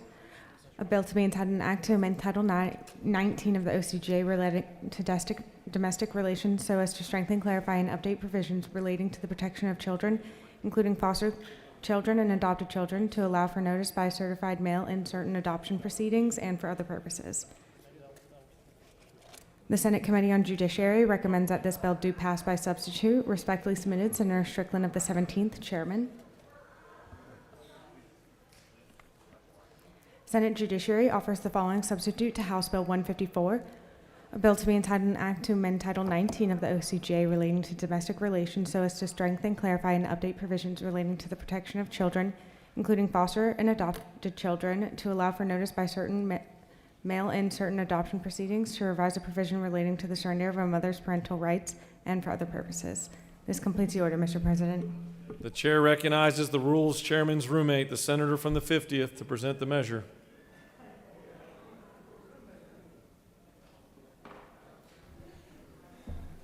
Thank you, Mr. President. Thank you for that introduction. Today I'm here to present House Bill 154. This is part of the Governor's Initiative for Adoption and Foster Care Reform. As I presented earlier, this is an issue that's near and dear to my heart, and I think it will help a lot of children and families throughout the state of Georgia. This bill builds on the comprehensive reforms to the adoption code enacted in 2018. It provides for a more efficient process for families, for the courts. In addition, there are two specific policy areas that this seeks to change that I'd like to highlight. Number one, it changes the age to petition for adoption from 25 to 21. And then additionally, this bill helps protect something that's become an issue in the state called adoption fraud, where someone pretends to have a baby that they would put up for adoption. And right now there's no law on the book to make that criminal, or for a family who's a victim of adoption fraud to bring a civil claim for remedies. And I ask for your support of this bill. It's a good bill for all Georgians. And Mr. President, if there are any questions, I will yield for questions. You have no questions. Thank you very much. Any other senator wish to speak for or against House Bill 154? The chair sees none. The question is on the adoption of the committee substitute. Is there objection to adoption of the committee substitute? The chair hears none, and the committee sub is adopted. Is there objection to agreeing to the report of the committee which is favorable to the passage of the bill? The chair hears none. The report of the committee is agreed to. Is there objection to the main question being ordered? Chair hears none, and the main question is ordered. The question is on the passage of the bill by substitute. All those in favor vote yea. Opposed, nay. The secretary will unlock the machine.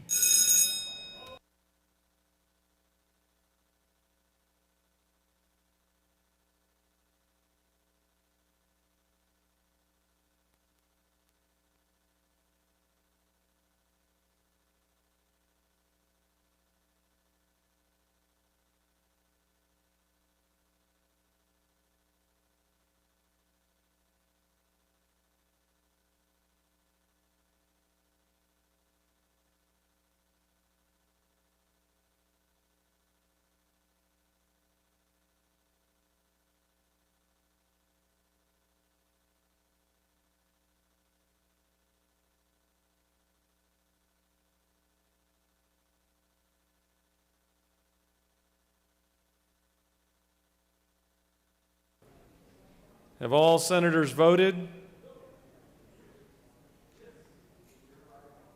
Mr. Secretary, please close the machine. On the passage of the bill, the yeas are 51, the nays are 0. This bill, having received the requisite constitutional majority, is therefore passed by substitute. Mr. Secretary, can you please read the caption of House Bill 168? House Bill 168 by Representatives Petrie of the 166th and others. A bill to be entitled an act to amend Code Section 42-5-36 of the OCGA relating to confidentiality of information supplied by inmates, penalties for breach, classified nature of department investigation reports, confidentiality of certain identifying information, and custodians of records, so as to provide that certain information within inmate files of the Department of Corrections shall not be classified as confidential state secrets and for other purposes. The Senate Committee on Public Safety recommends that this bill do pass. Respectfully submitted, Senator Albers of the 56th, Chairman. This completes the order, Mr. President. Chair recognizes the senator from the 1st to present House Bill 168.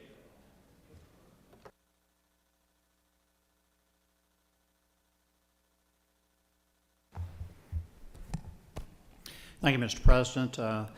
This House Bill 168 originates from a unfortunate situation in Savannah, in which an inmate was paroled for a violent offense, and he followed his release with a rape of two Savannah State University students the same night. About a week or so later, he kidnapped, raped, and attempted murder of a registered nurse at Candler Hospital. And then he followed that up with kidnapping, rape, and murder in Port Wentworth, which is a suburb of Savannah, while her child was in the house and her husband was overseas serving our U.S. military. So it has been an issue in Savannah with other cases also. And I'll be happy to go offline with you because some of those cases are rather difficult to discuss. But when a person is sentenced, they do not have a right to parole. This is given to them on good behavior. Unfortunately, that information is not available to anyone but the superintendent and the Pardons and Parole Board. The superintendent can release that to the DA, but otherwise it is a state secret. It is confidential and not released. So the behavior of that person who has been incarcerated is not released to the local DAs who prosecuted that person. This allows the local DA, under confidential arrangement, to have that information to consider whether or not they should weigh in on that parole. If the DA should release that, they would be guilty of a misdemeanor. But this is in cases of only dangerous sexual offenses against minors and the 7 deadly sins: rape, murder, armed robbery, aggravated child molestation, aggravated sodomy, and aggravated sexual battery and manslaughter. That is what it simply does. It allows the DA who prosecuted this person to weigh in whether or not that behavior in prison is used not in a criminal court, but in the proceeding that is a civil administrative matter for parole. That's what this bill does. Mr. President, I'll be happy to answer questions. Chair recognizes the senator from the 41st for a question. Senator, do you yield? I do. Is this information already available to the parole board that will be assessing this? Yes, I mean, we discussed this in your committee, and you're well aware of that, yes. Yes, so can you help me understand why we are trying to influence a parole board that already has this information? Well, the victim in this situation is notified, and the parole board is certainly there weighing their input, but it is the DA responsibility to weigh in, and the behavior that that inmate exhibits in the prison certainly should weigh on the parole board and certainly should be considered from a DA. And as the example I cited, they obviously made a terrible mistake for those 2 Savannah State University students, for that registered nurse at Candler Hospital, and the rape and murder victim in Port Wentworth. And again, I have other examples also that I can share with you offline, but they're even more gruesome than that. And their behavior in those situations were certainly indicative of the behavior that would be occurring at a later date. Senator, do you further yield? I do. Thank you. I certainly have deep sympathy for the victims, and I recognize that when people commit heinous crimes, that more than just those who die are impacted by that. And certainly that was a really horrible and a tragic event that happened in Savannah. I acknowledge that. However, I am concerned about influencing a parole board that already has the same information. And so I would caution us about interfering with a parole board that already has that information. Thank you. I certainly respect that opinion, and I think you need to weigh all relevant information. Certainly, they need to weigh that information. I think it's only right that the DA has the ability to weigh that.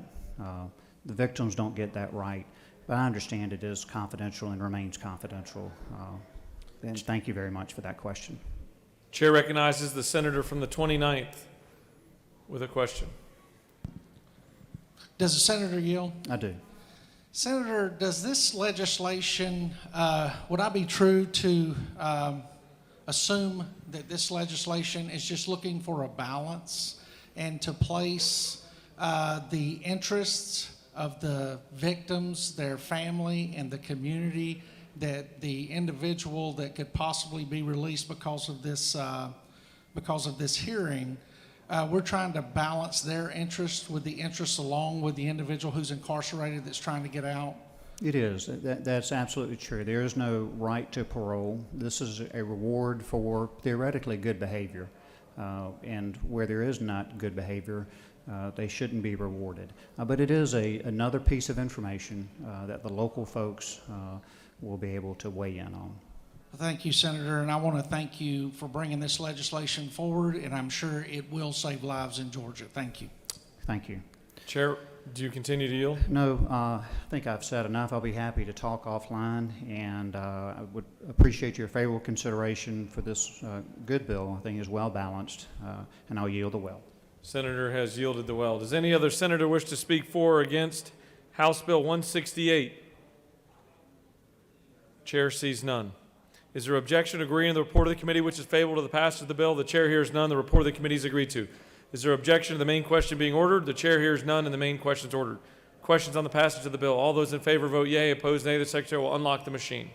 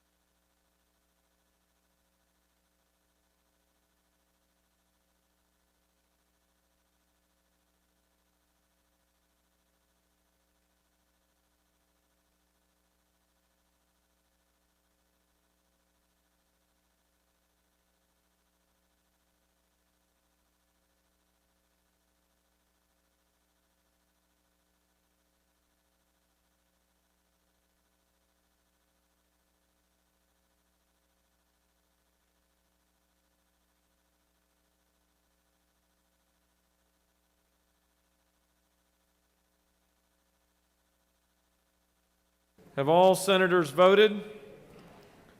Mr. Secretary, please close the machine.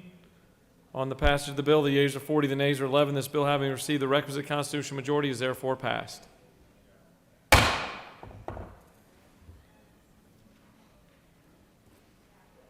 Mr. Secretary, can you please read the caption of House Bill 210? House Bill 210 by Representative Corbett of the 174th and others, a bill to be entitled an act to amend Article 2 of Chapter 3 of Title 40 of the OCGA, leading to certificates of title to motor vehicles so as to exempt certain vehicles from recording the odometer readings upon certificates of titles and for other purposes. The Senate Committee on Transportation recommends that this bill do pass. Respectfully submitted, Senator Ginn of the 47th, Chairman. This completes the order, Mr. President. Chair recognizes the senator from the 25th to present House Bill 210. Thank you, Mr. President. I rise today to bring a heavy piece of legislation before you today, House Bill 210. I didn't feel comfortable carrying this, but my leader and good friend, Senator from the 49th, asked me to do this. And he's been so good to me this year, and so I decided I better do it. And he's been almost as good to me as the senator from the 53rd. But at any rate, this deals with automobiles, of all things. And it deals with the odometers on automobiles. Right now, if you purchase a vehicle and it's within 10 years old, then you have to put down the mileage of that vehicle at the time of sale to get clear title to it. Because we have so many Hondas on the road right now and they last for so long, we decided to bump that up from 10 years to 20 years.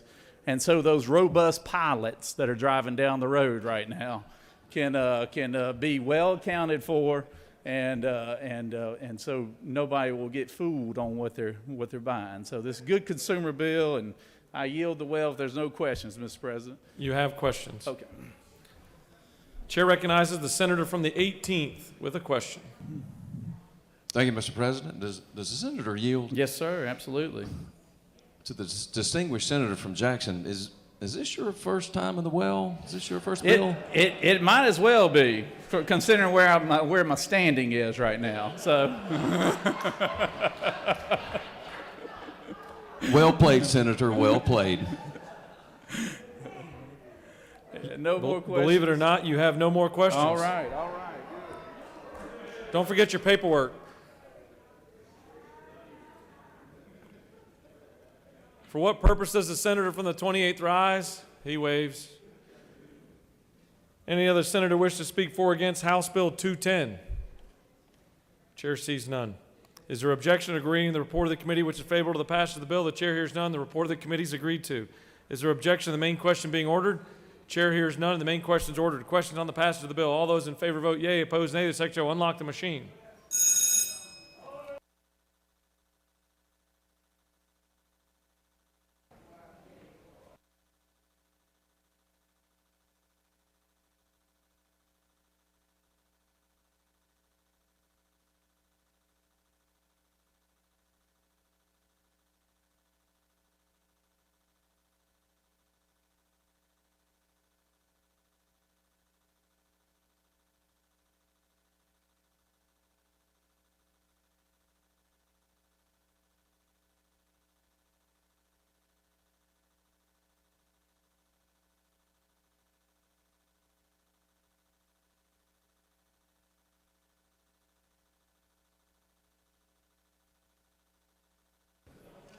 Have all senators voted?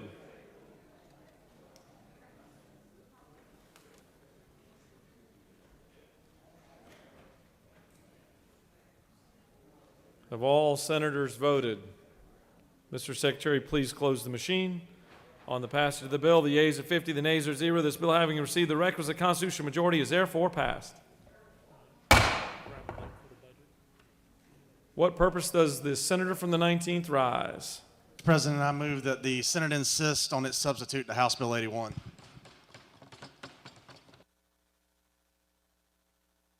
Mr. Secretary, will you please read the caption?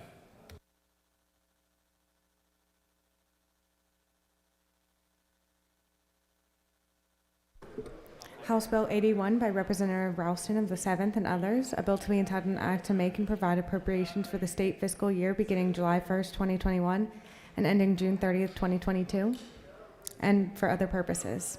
This completes the order, Mr. President. Senator from the 19th has moved that the Senate insist on its substitute to House Bill 81. Is there objection? The chair hears none, and the Senate. For what purpose does the senator from the 36th rise? At the appropriate time, I'd like to ask for unanimous consent to excuse the senator from the 22nd for business outside the chamber. This is the appropriate time. We'll make that note. Thank you. Without objection. Thank you. All right, the senator from the 19th has moved that the Senate insist on its substitute to House Bill 81. Is there objection? Chair hears none, and the Senate has insisted on its position.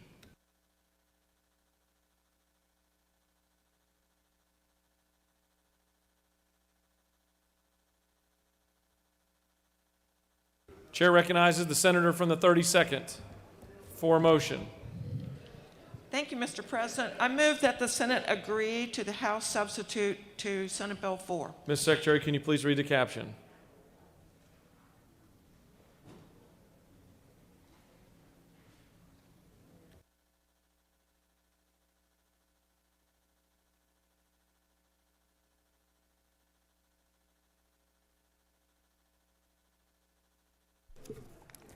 Senate Bill 4 by Senator Kirkpatrick of the 32nd and others, a bill to be entitled an act to amend Chapter 5 of Title 26 of the OCGA relating to drug abuse treatment and education programs so to prohibit the patient brokering and for other purposes.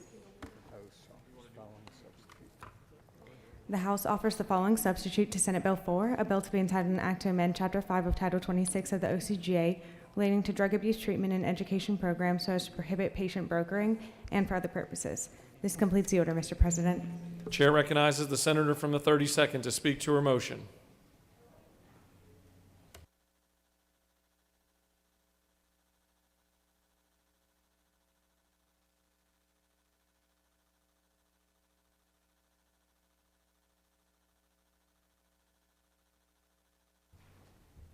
Thank you, Mr. President. I'm sure you all remember Senate Bill 4. It's about patient brokering in the substance abuse and mental health industry. And it has really two parts, one about patient brokering and one about illegal drug testing.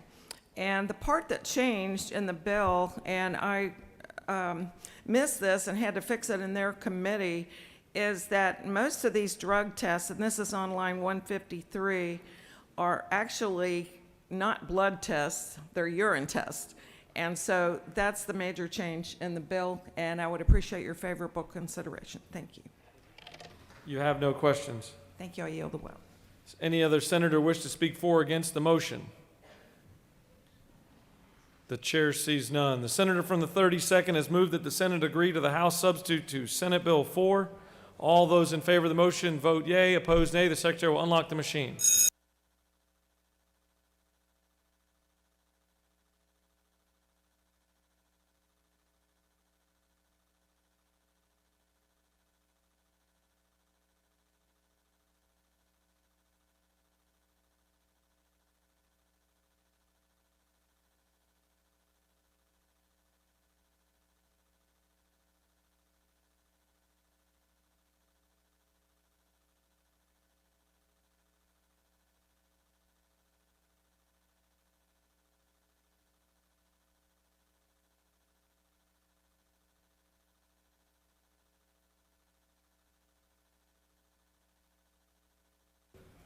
Have all senators voted on the motion?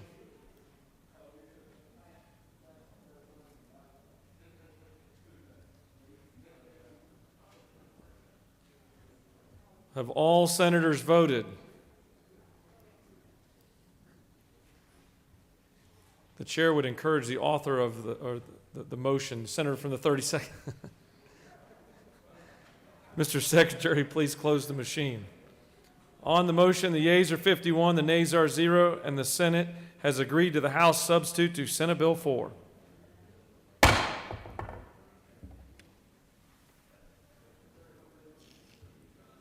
Chair recognizes the senator from the 32nd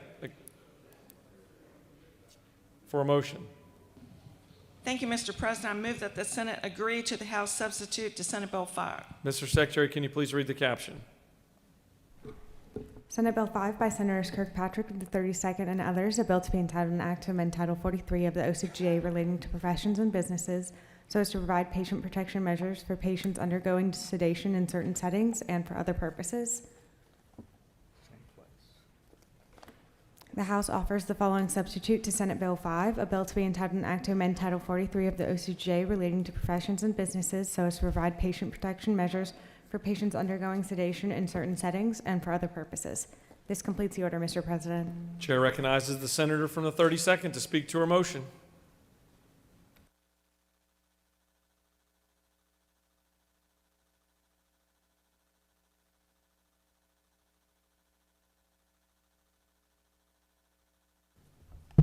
Thank you, Mr. President. Senate Bill 5 was the patient safety bill that we passed on outpatient sedation outside of the operating room or surgery center. And the only things that changed after we moved it out of the Senate over to the House Health Committee were that on line 97, there's a section that allows physician assistants who are specialists in anesthesia also to work in dental offices.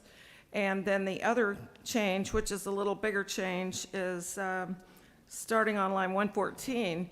And unbeknownst to me, the dental board had rules that allowed dental assistants to do phlebotomy, venipuncture, and things like that in their rules. And so this part of the bill makes it clear that people who are doing venipuncture and phlebotomy have to have completed a training course that would appropriately credential them to do those activities.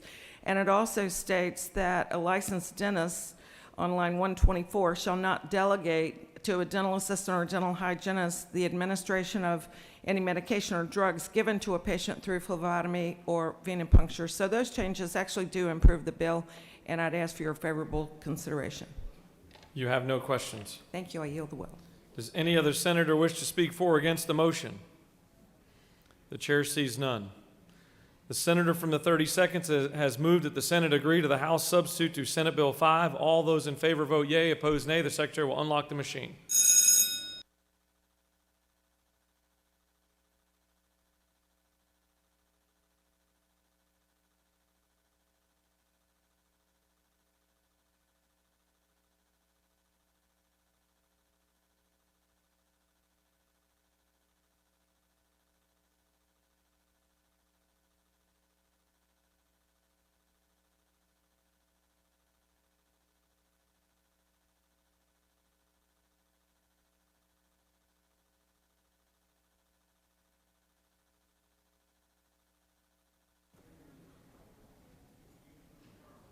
Have all senators voted?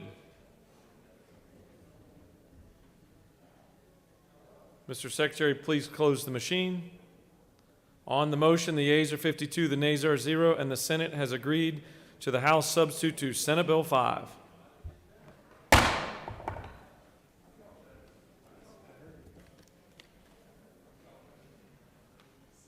Chair recognizes the senator from the 28th for a motion. Thank you, Mr. President. I move that the Senate agree to the House substitute for Senate Bill 32. Mr. Secretary, can you please read the caption?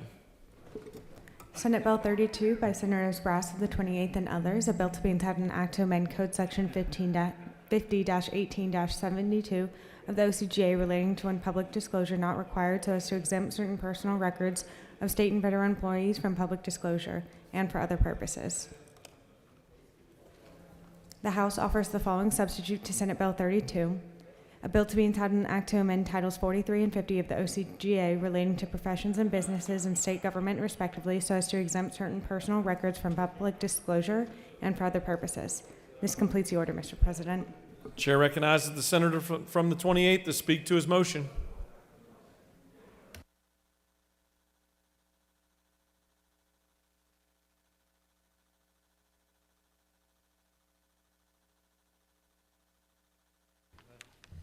Thank you, Mr. President. Colleagues, I'm going to try to behave on this bill.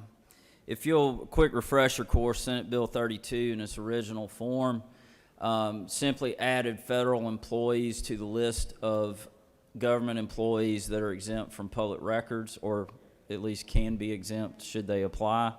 What the House did was they actually added some language where there's a little bit of a loophole in the Secretary of State's office and on their online licensing. You can actually go search records for any licensed, any person licensed through the Secretary of State's office and find their home address. And the reason that that loophole exists is because there's no language that prevents it. So we're simply adding, if you look on lines 13, just simply adding except for home addresses of licensees. With that, I'll yield for questions. You have no questions. Thank you. I urge your favorable consideration for SB 32. Does any other senator wish to speak for or against the motion? The chair sees none. Senator from the 28th has moved that the Senate agree to the House substitute to Senate Bill 32. All those in favor vote yea, opposed nay. The secretary will unlock the machine.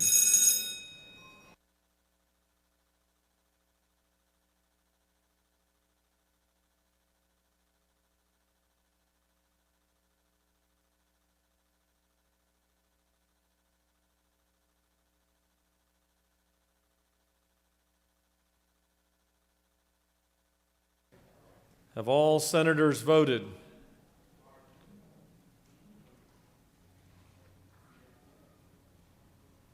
Mr. Secretary, please close the machine. On the motion, the yeas are 52, the nays are 0, and the Senate has agreed to the House substitute to Senate Bill 32.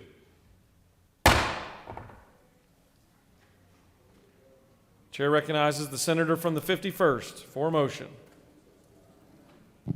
Mr. President, I move that we agree to the House substitute to SB 159. Ms. Secretary, can you please read the caption? Senate Bill 159 by Senators Gooch of the 51st and others, a bill to be entitled an act to amend Chapter 2 of Title 20 of the OCGA relating to the elementary and secondary education so as to revise a provision relating to student transportation, to authorize local boards of education to use vehicles other than school buses for transport of students to and from school and for other purposes.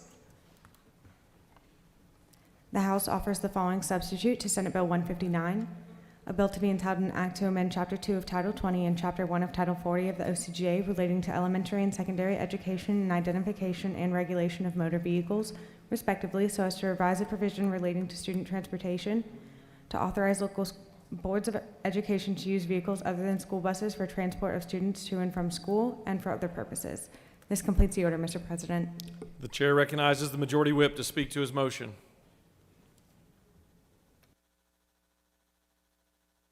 Thank you, Mr. President. Senators, can you believe it? The House is making changes to our bills. We've worked all session, and here they are making changes again.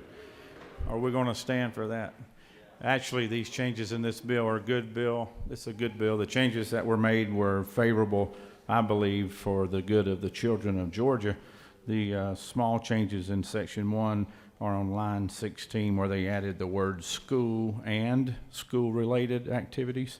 They also took out language that we had originally put in our bill to prohibit ride-share programs. That would now be an option if the local school board chose to pursue that. In Section 2, they've tightened down some of the limits of what this type of vehicle could be used for. If you recall, these are alternates to school buses. Instead of using a 65-passenger school bus to transport special needs kids, they would now be able to deploy smaller vehicles that have a smaller capacity, similar to vans and so forth.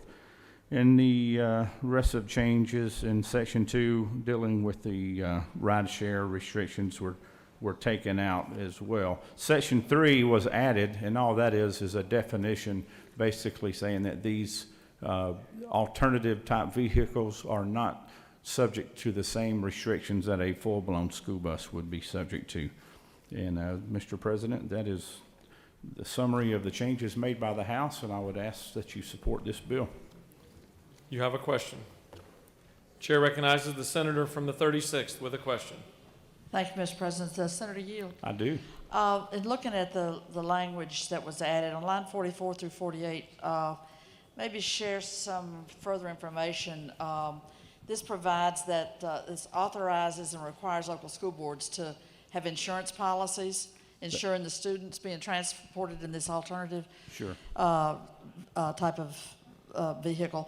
And it says the amount of such insurance shall be within the discretion of each local board of education. Is that currently the case with the big, large school buses and their coverage for their students? I believe you're correct. There's a minimum in state law that they would have to meet as well, which would also be directed by the Department of Education at the state level. So the concern would be that these students in these smaller vehicles would have the same they would meet the minimum and could exceed the minimum if the local school boards chose to do that. Thank you. Mm-hmm. You have no more questions. Thank you, sir. Does any other senator wish to speak for or against the motion? The chair sees none. The majority whip has moved that the Senate agree to the House substitute to Senate Bill 159. All those in favor vote yea. Opposed, nay. The secretary will unlock the machine.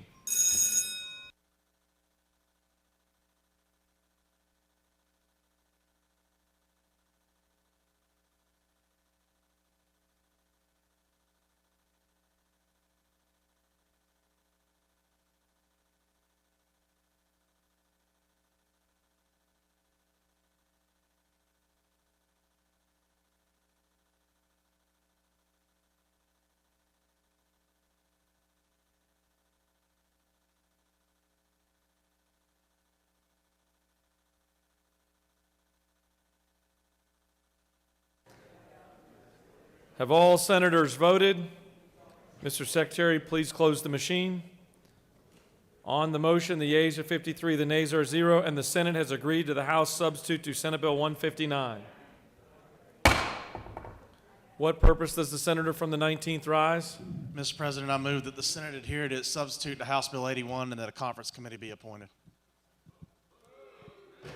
Senator from the 19th has moved that the Senate adhere to its substitute to House Bill 81 and that a conference committee be appointed. Is there objection? The chair hears none. The chair appoints the senators from the 49th, the 30th, and the 19th to represent us in a conference committee.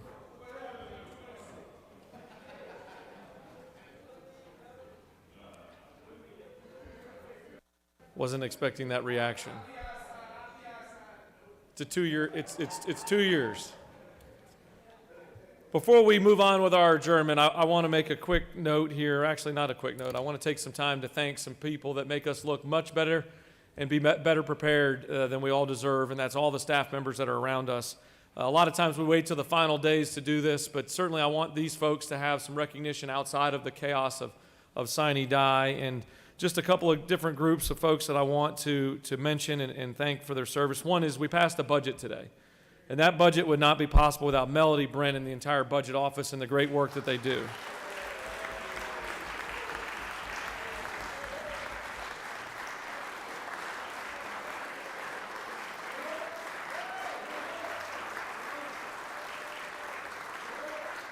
Also want to take a moment to thank the Senate Press Office. You know, there's so much that they do, and certainly the broadcasts alone, the live streams, all of the press that they work with, and Andrew and his team, and also just the navigating these COVID protocols that have been out there. So thank you for all of your hard work.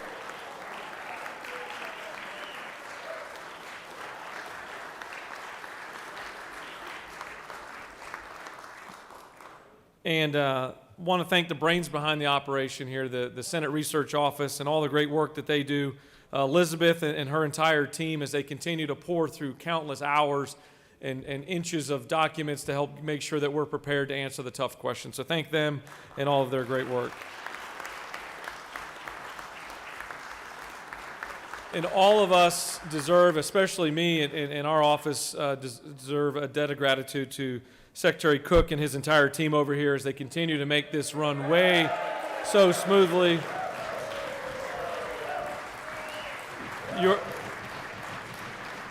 Their attention to detail is priceless and continues to put us in a very, very strong position to represent 11 million Georgians. So thank you so much for your hard work.